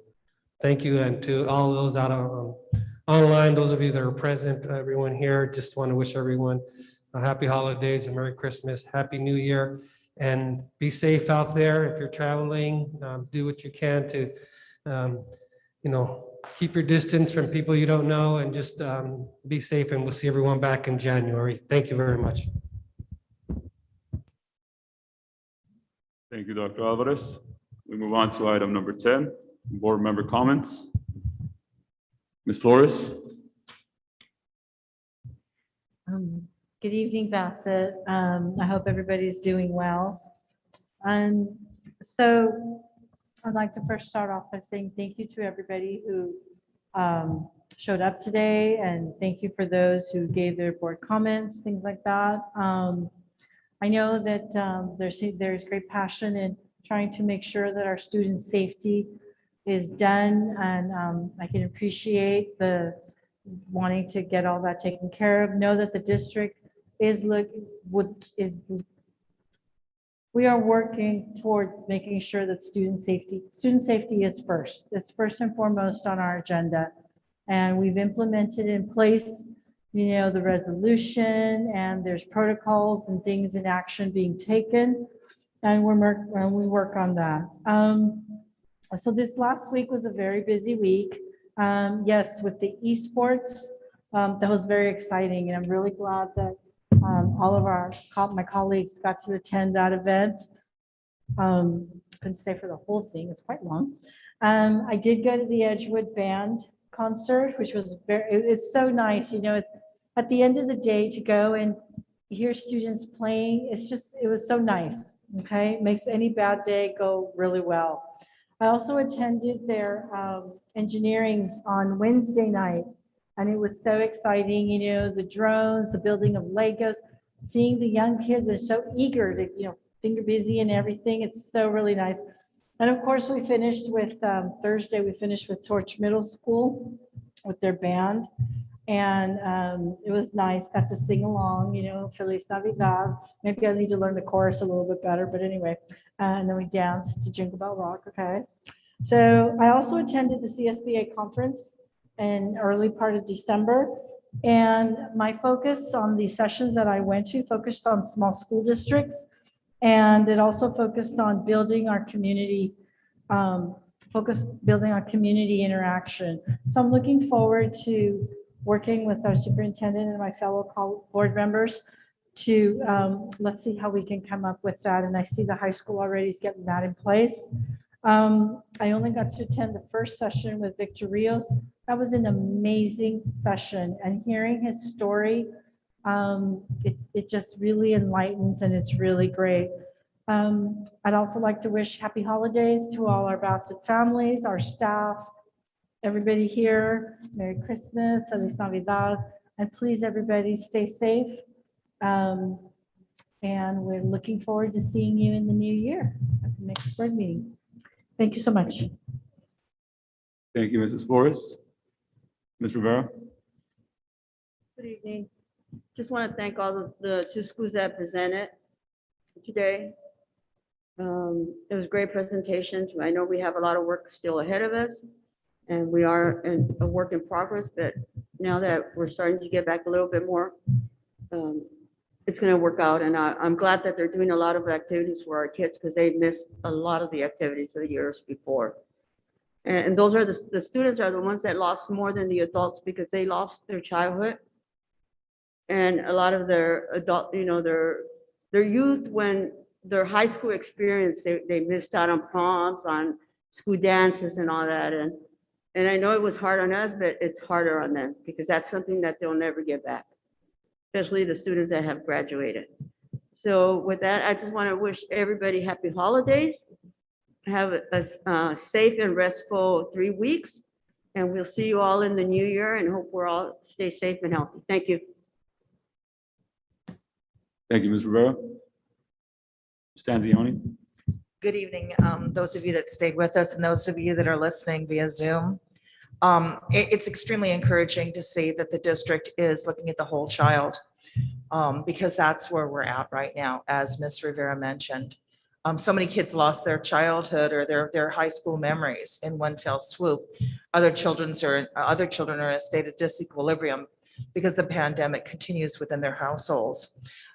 Being put out for mandated having to stay home if they've coughed in school, it certainly disrupts their education. But I am so excited to see that we are moving beyond that by bringing things for our kids to get excited about, like Edgewood Academy. Engineering, such a fascinating field, whether it's structural engineering, chemical engineering, or environmental engineering.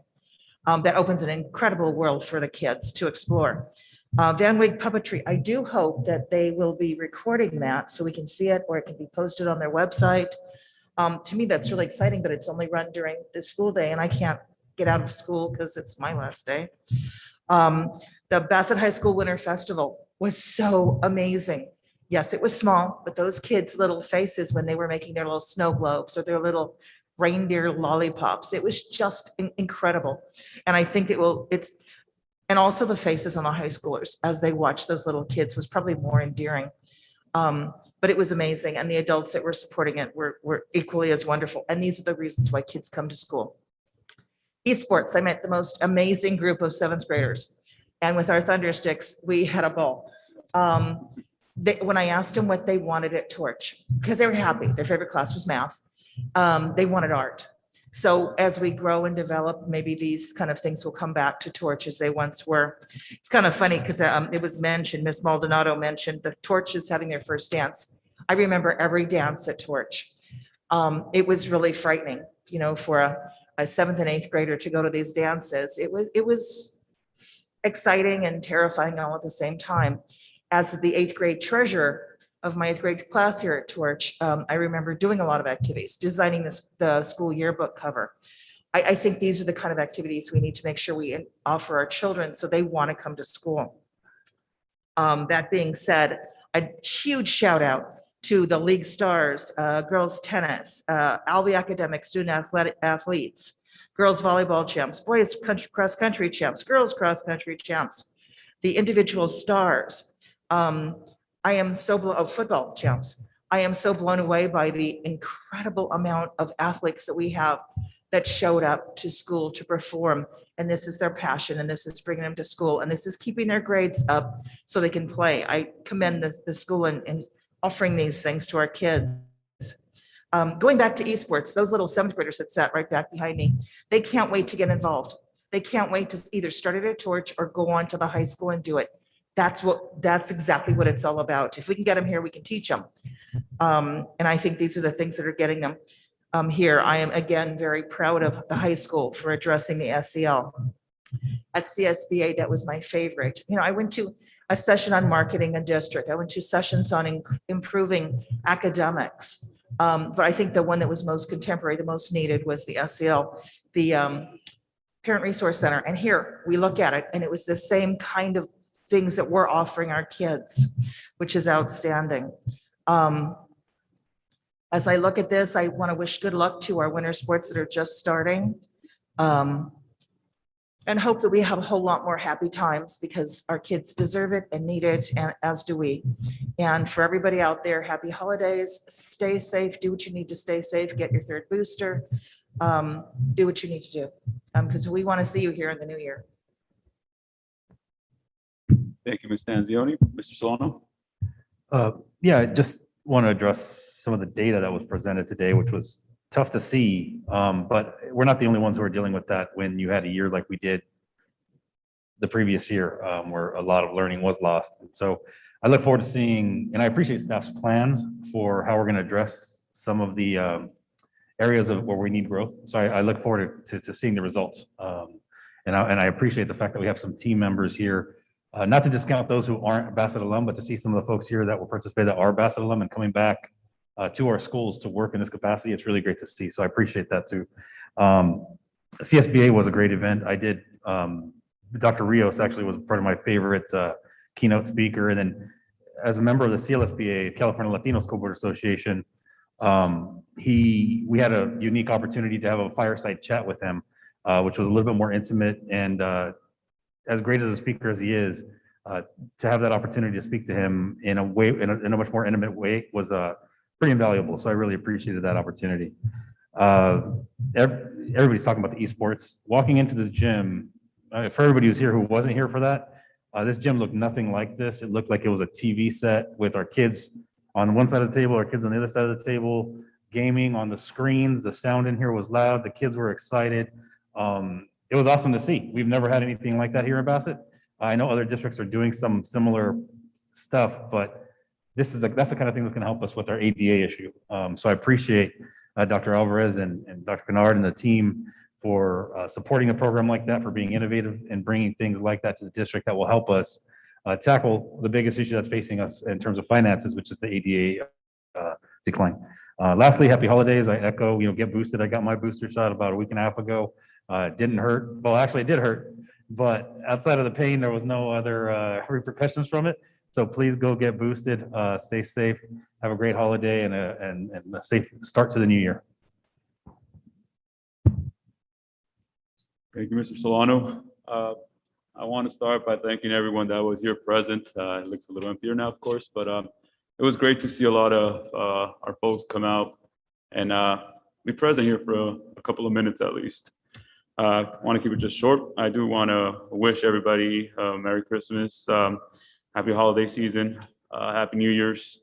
If we've learned anything these last 2 years is to cherish our families.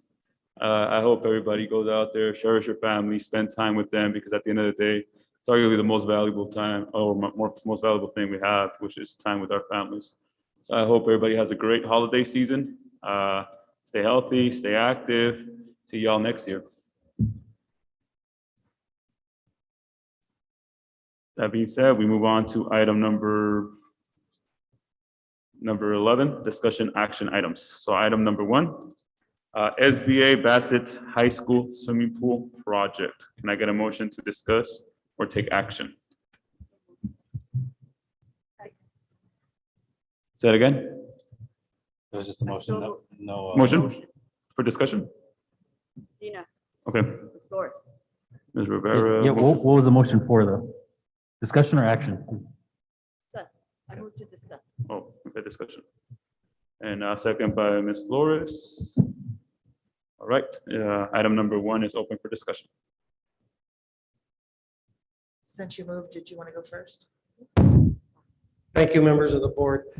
We do have Mr. Simons and Mr. Escudero here. They sent a presentation, I emailed, you should have it in front of you as just what option A and option B are look like based on the discussions at the last board meeting. It's just a couple of slides I'd like for them to present to the board for our discussion at the last meeting. Great. Bob? Thank you. Okay. Thank you, Governing Board and Dr. Alvarez. We appreciate the opportunity to present. This will be a short presentation. A little closer to the A little bit closer, sorry. This will be a short presentation, but I think it's pretty effective. This was a slide, if you recall, from our previous board meeting where we represented the aquatic center, right? It was essentially embedded in between the gymnasiums and the locker room areas. Away from Puente Avenue. And so we just, we explored that. We looked at those options associated with it. But the feedback we received from the board last time was to explore the notion of pushing the aquatic center towards the road, I guess to be more visible, right, for the community. And so we developed that. Obviously, the challenge is you have to replace what was the pool, that'll have to be filled in. I think what it was at 69,000 cubic feet of, to fill in that pool and a few other things. We also represent volleyball courts there, basketball courts, replacing the 4 tennis courts. And so we kept it fairly consistent. So we took away 4 tennis courts and we're replacing it with 4 associated with it. We estimated an estimate of about $2.4 million to move it towards the street. And, so I think the total, we got an estimate for option A, which was the original, and that was roughly about 6.8 million. So roughly we're about $9.2 million to show it represented on the street. Here to answer any questions. I know it sounds like a simple presentation, sure. I have questions. That's all right. Okay, given that your first suggestion indicated we would shift the deep into the shallow end, aside from the question why, what is the cost involved in that? And if that be subtracted, if we don't do that, If that'd be subtracted from the cost, what are Yeah, we looking at? again, I think I might have misrepresented that. No, The, it's on your diagram. oh, it is. Well, the cross-section represents the deep end for the championship lanes.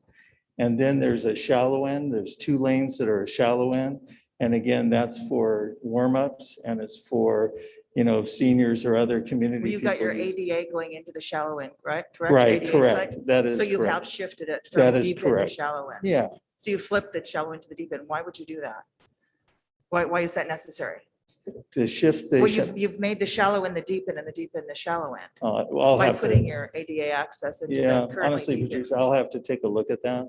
I think that, do you know?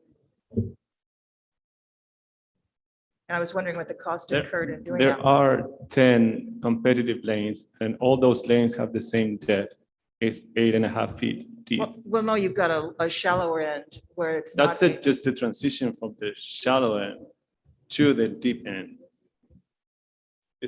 I mean, you need it, you cannot have According to your change. details here, it shows the shallow end is where we access it for our ADA, Yes, and that was our deep end. I mean, And you've made the no, shallow end the that's deep not end. the deep end. That's Well, it is, because I know the pool really well. I swam in it for years. Okay, you have your ADA access right here. This is the deep end, but this is the deep end. No, This is the shallow end. no, that's the deep end. We have to see the section. Okay, I know the pool though, but you can't see, okay. This is where the This is building this is the pump house.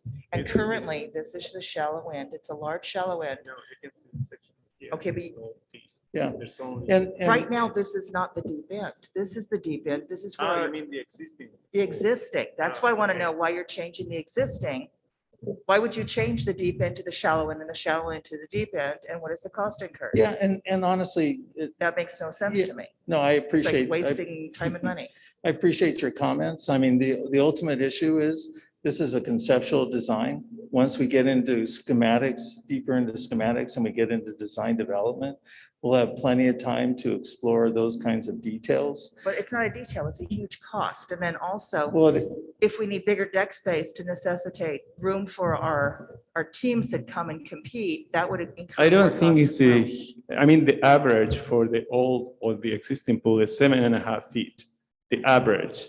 So we are just increasing that to 8.5 feet. Okay. So there's no such thing as need for additional excavation. Additional excavation will be going with option A, where we don't even have a pool there and we will have to start from scratch. I'm really, really concerned that the whole concept has so many questions. We have PE classes that use this, and if they can't swim, you've got a relatively small shallow end.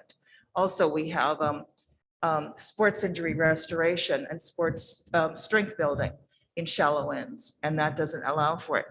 The height of the fences is like 8 feet. it's just an attractive nuisance. It's so low, and I'm looking at this and it looks like it's wonderful. We've got this lovely background, which is not our background here. I like the signage, but I think that there's so many things that really need to be addressed to look at an adequate cost. That's why I was going to move to table it, but I know that wasn't going to go anywhere. Our last pool lasted 50 years, almost. Correct. And it would have lasted longer had it been acted on immediately, because it was a small, let's say, deck injury. And it kind of grew into this monster of not being able to use it. But let me add to that. This is a competition pool. Right, I understand that it The was a direction competition was pool given before. To develop a competition pool, which is actually much larger than your existing pool. Although we have had CIF and no complaints from CIF with competitions here prior to that. That's not the issue. Right. I like this size bigger, but Okay. along with that size bigger, if you have competition, you need more deck space, which would be incurring more cost. Safety issues of having your shallow end where people come in, and they tend to dive when they come in, and you've got the shallow end there, whether it's 2 or 3 lanes, whatever. There's just a lot of things that are left unanswered, that I would really think that we should discuss. as the whole picture as whether or not to move it down to the street. You know how I feel about moving it down to the street. Sure. We've talked about this at length at CSBA. I would like to see it move down to the street because we need to market our school. And the thing that the people see when they drive by on Point Avenue is the strip mall of APEC. It looks like a little strip, like old hotels, a motel thing. I would like to see it bring pride to the community, bring access to the community, be a show place for the community, along with our stadium, which is stunning. And then you see nothing. I know that it's, and people will say, well, it's not safe. Well, yeah, it is, because they've never shot at our pool when we ran it for years and years and years. We only had one injury with a BB gun, and I know the kid was on the, I remember it precisely of what happened, and it was one of the kids at Bassett that brought a BB gun to school. I would like to see it move down. I would like to see the money invested in our community.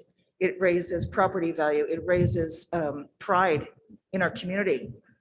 But I know that that's not the going thing. I know everybody wants to expedite it, even though we've waited for years. I'd like to do it right rather than do it fast. Given that and all these other issues that I see needed, I really think that this isn't just a simple vote. This is a real big discussion that needs to be addressed. I know it's a competition pool. I attended many a competition there. Sure. I also know that that it is a competition pool, that there are many needs that aren't even addressed here for practical reasons, whether it's at the street or not. Well, again, what do we want? Do we want it to bring notice to our school? Do we want it to bring curb appeal to the school? Do we want it to bring an increased pride in our neighborhood? Do we, I don't know what everybody wants. I know we shouldn't do it just to be fast. We should be doing it for the community. The last one lasted 50 years. We have to assume this one's going to last 50 years. Yep. And I can tell I'm kind of passionate about this. But, the signage looks great. Although your shade area looks like to be 2 or 3 o'clock in a spring or fall season, and it's not adequate to shade the people. It's only going to shade anyway. I really did my homework. Yeah, that's fine. Honestly, again, this is a conceptual design. I think your big decision tonight is whether you leave the pool where the existing one is. And But I think the expand it, cost is affected because you're saying between, or move it. I mean, I think those are kind of the big decision that needs to be done, because all the other issues that you raised, those can all be explored in design development, and that's what it's all about. but it affects cost. And I think the Not biggest thing in a- people will not in think a about is great way. cost. Not in a great way. It's more about positioning and so forth, but not a big cost associated with those changes. 2 years ago, we got a quote on the rebuild for the pool for 2.2 million for Nadar. Came in with it said that they would do it for 2.2. We're talking 6.8. Yeah. Is that just because Based everything's on- crazy right now? Well, one is, I haven't seen the original design that you're referencing, so I'd have to look at it. But It's whatever you guys submitted at first, three what's that? years ago. Didn't you guys submit the one a few Yeah, years ago? yeah, the original. I submit- took that this to is- Nadar. This is a much bigger pool than that. This is a larger competition pool than that original one. And this plus this has the added shallow section associated with it, which wasn't in that pool. And so, All right. right. Other board members have comments? And we added, bleachers and covered areas and so forth. We're gonna be voting on this today?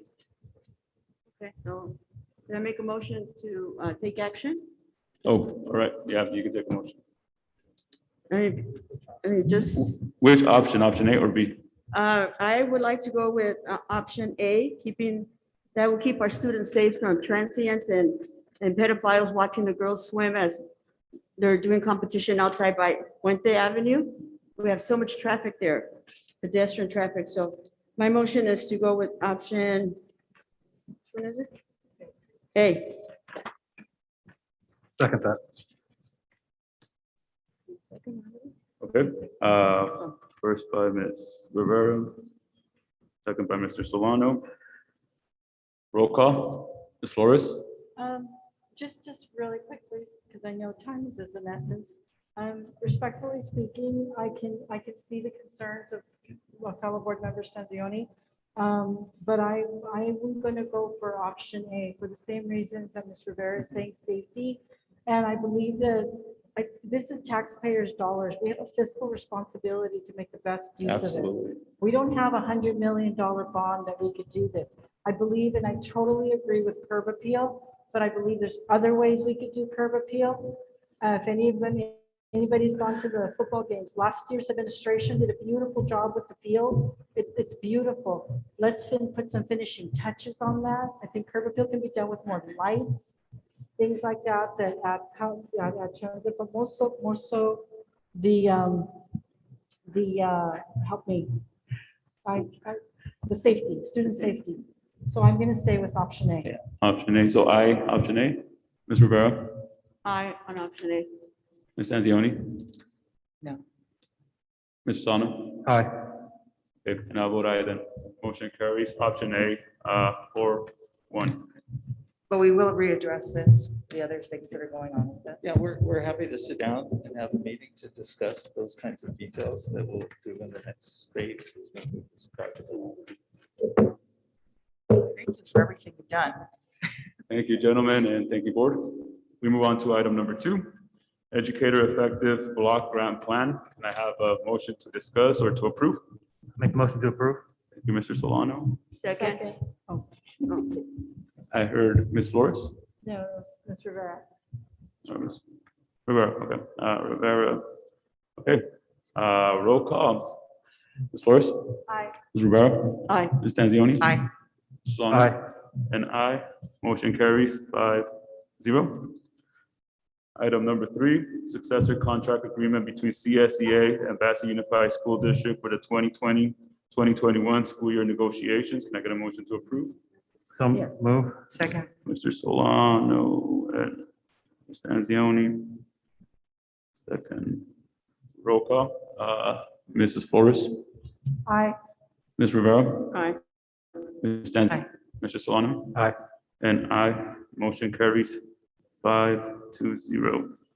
Okay, item number 4, contract for legal services. Can I get a motion to discuss or approve? I move to discuss.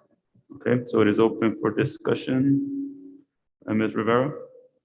Yeah, I'm just gonna, Can I get a second? I'll second. All right, Mr. Second, Solano. I'll second. Mr. Solano seconds, okay. All right, item number 4 is open for discussion. yeah, I just wanted to make a comment, because I know it's not gonna make a difference already with all of you guys. But my comment is that I would have liked to take more time with this and interview the 3 legal firms that were coming in to see what their specialties are. I know that the OH and HR facilities specialty, that's her specialty is facilities. And I would like to get to know the other ones. We worked with Garcia before already. We've had them on board. It seems like we keep on recycling. And I would like to have met and interview Madruga and Olivares and Madruga, and then to know what we're getting for what the fees that they're asking us. What are we getting? Are we getting an associate? Are we getting a junior partner? Are we getting the partners? I mean, how much nickels and pennies are they going to be adding to the accounts? And I would have liked to interview them.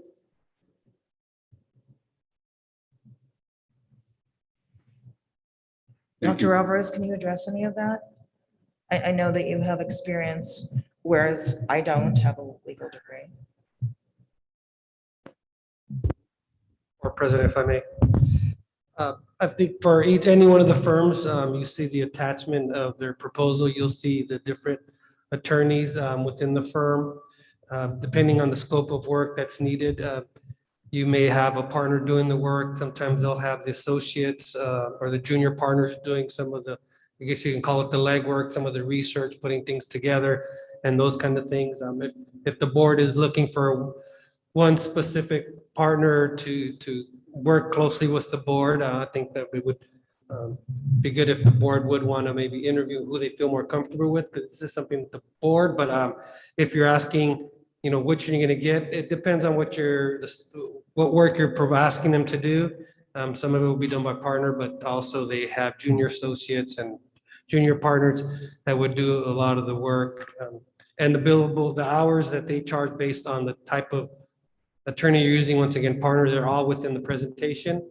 And so within the proposal, I'm sorry, so you can see exactly what the rates are depending on which attorney is handling the issue that they're dealing with for the district. I'll just make one comment. I think one of the issues that Ms. Rivera kind of brings up is it's on the board because we weren't really clear about the process we were going to go forward. So I think Dr. Alvarez went ahead with the process, vetted the RFPs that were presented to us and presented to the board. Because again, we weren't as a board direct in terms of did we want to interview them directly or not. I know I discussed that option, but again, this board never came forward with that. So I'm okay with the recommendations as is. We have our attorneys currently on contract at the end of the year. These aren't contracts, so we're gonna have to see their contracts brought back in January, I imagine. So their contracts will be brought back. These are the proposals that are in front of us. I'm okay moving forward. I think it just empowers our staff a little bit too to get second opinions when they need it without without any resistance or having to come and bring it to us. And there's a wealth of knowledge with these three firms in addition to the firm we currently have. So yeah, I'd like to see us just move forward with it and see how that works out. Mr. President, I'm sorry, Mr. Solon. No, go ahead. Okay. So I defer to my fellow board member, Mr. Rivera. There is experience with one of the firms. So, you know, I don't know, but I will tell you, yes, the attachments, and I thank you for the attachments that were on there. I did reach out to several districts, actually 3 districts I reached out to. And I would like to see more, how can I say this? I'd like us to diversify. Let's not put all our eggs in one basket. If we can diversify and have maybe 2 with looking at the strength of each one. I mean, clearly any one of these 3 firms can handle all our work, but again, what it seems to be the norm now is everybody pulls something from the strength. I did have an opportunity to meet some of the partners over at Olivares Madruga. I don't know the acronyms, at CSBA. So that was great. I did hear some good things from our neighboring district about OHH. And given some of the things that Bassett has gone through, I would like to see us pursue them. The other one, because there seems to be history there, I'm not quite sure I would be comfortable, but I'm open to, if our board recommends to include them in there, I'm fine with that too. I'm just very cautious, you know, especially if there's history there. So how are we voting? Are we voting on 1? Are we voting to go with all 3? How is this going? Well, it was all 3 at this point. If y'all want to pull someone at this point, but please remember the contracts will be brought to us during the next board meeting. And I would like to make a motion. Okay, I'm only gonna say the acronyms, okay? OHH and Olivares Madruga, OMLA. Okay. I guess, okay. Now Garcia, Hernandez, and Juani. No, I'm going with, you know, past experience, and I don't want history to repeat itself. We're not aware all of the past experience. Is there anything you can share? Because we've worked with Madruga before too, and we've had, you know. I don't think. So I don't know. I don't know what you guys are talking about. That might be kind Well, of, again, like I said, if you're wanting all 3, then fine, all 3. no. You say there's a history. Is it a bad history? The district, and I believe we've had Garcia before. The district has before. Okay, can't. Right, but we also have, she said we've also had Madruga, Olivares Madruga. Right. I would just recommend that we go, I mean, staff is asking for these 3. I think we need to support staff with this because we're not the ones who are going to be working with these firms. And also, frankly, we don't want staff to work with all these firms that much anyway. It's going to cost us. But I think giving them the options and the fact that they're the ones that vetted it, not us, and they're the ones that are going to be working with them on the day-to-day, hopefully not the day-to-day, hopefully less than that. But yeah, on a case by case. So I would ask if you amend the motion just to include all 3, and what can happen is at the end of the next fiscal year, staff can kind of assess who was stronger, who was not, and who we move forward with at the next contract year. So if you would amend your motion to include all three, I will second that. Okay, I'd like to amend my motion. Oh, did I amend or rescind? Yeah, you can just amend the motion to include all three. Okay, I'd like to amend my motion to accept all three of the firms Okay. presented. I'll second that. Thank you. All right, there we go. So Ms. Flores, second by Mr. Solano. All right, here we go. Roll call. Ms. Flores, Aye. Ms. Rivera, No. Ms. Tanzioni, Aye. Mr. Solano, Aye. and aye. Motion carries 4-1. Thank you all. Item number 5, 2022 board meeting dates. Can I get a motion to approve? So moved. Second.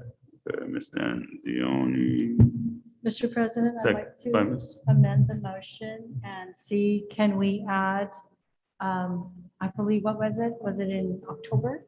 October or November? October. Was it October or November, Dr. Alvarez?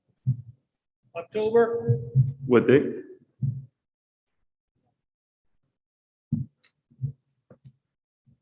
So the second Tuesday, the 11th? We're changing it from the 25th to the 11th, Why? Or we're trying to have two board meetings? or we're gonna have, yeah. Okay. October 11th. So we're changing it to 2 meetings in October? Okay, got it. October 11th. Is there a specific need for that or just? Just to have things to be consistent with the second and fourth, Two board second and meetings. fourth Tuesday of each month. For board bylaw. Okay. Sorry. Too hard to turn on the mic. Okay. So, I'm sorry. So you're asking for us to change the amendment? You made the motion, I made the second. So you're asking in discussion to add that? Okay, got it. Yeah. Second October date. Got it. Are you okay amending your motion? Yeah. And I'll second the Okay. amendment to the motion to include October 11th. I amend the motion that we accept the dates with the inclusion of October 11th. Okay, perfect. So that was Stanzioni and second by Mr. Solano. Thank you. All right, roll call. Ms. Flores? What are we voting for again? Are you here? Calendar. The calendar. Item number 5, 2020, board meeting dates, the calendar. We're Is there just any adding changes October or just 11 as that? well. Were there any changes or? We're adding October 11th. October 11?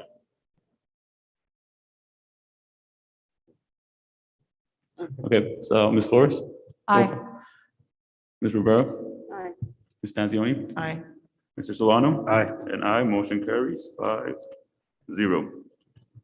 We have item number 6, amend contract agreement with Think Together. Can I get a motion? Motion to accept the contract agreement. Thank you, Ms. Flores. I guess second. Second. Ms. Stanzioni. All right, roll call. Ms. Flores? Aye. Ms. Rivera? Aye. Ms. Stanzioni? Aye. Mr. Solano? Abstain. Okay, and I say aye. Motion carries 4 ayes and 1 abstention.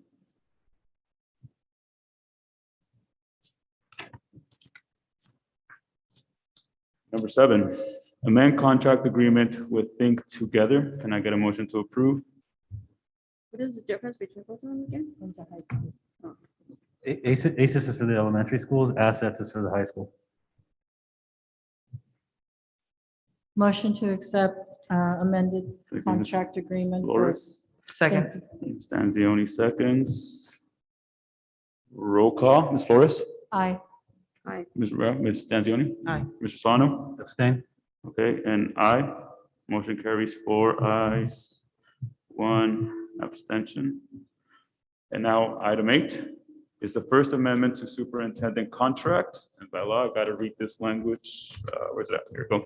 The amendment provides for an extra year and a one-time $7,400 additional salary. I'll make the motion to approve. Second it. Mr. Solano and then Ms. Stanzioni. Roll call. Mrs. Flores? I'm sorry, Mr. President, did you read out 7,450? Okay, I can't hear it over here. Oh, I'm sorry. I said Speaking Motion- to your. Aye. Aye. Aye. 450. I apologize. I meant to say 7,450. Yeah. Okay. Oh, okay. With that clarification, so he just corrected the number. 7,450. Yeah. Okay, Okay. cool. All right. Ms. Flores, Aye. Ms. Rivera, Aye. Ms. Antoni. Aye. Mr. Solano. Aye. And aye. Motion carries 5-0. Item number 12, consent calendar. All matters listed under the consent calendar are considered by the board to be items that would be enacted by the board in one motion. There will be no discussion of these items prior to the time the board votes on the motion unless members of the board, staff, or public request specific items to be discussed and or removed from the consent calendar. Can I get a motion? Motion. Second. Thank you, Ms. Flores, and second by Mr. Solano. Roll call. Ms. Flores, Aye. Ms. Rivera, Aye. Stanzioni. Aye. Mr. Solano. Aye. And aye. Motion carries 5-0.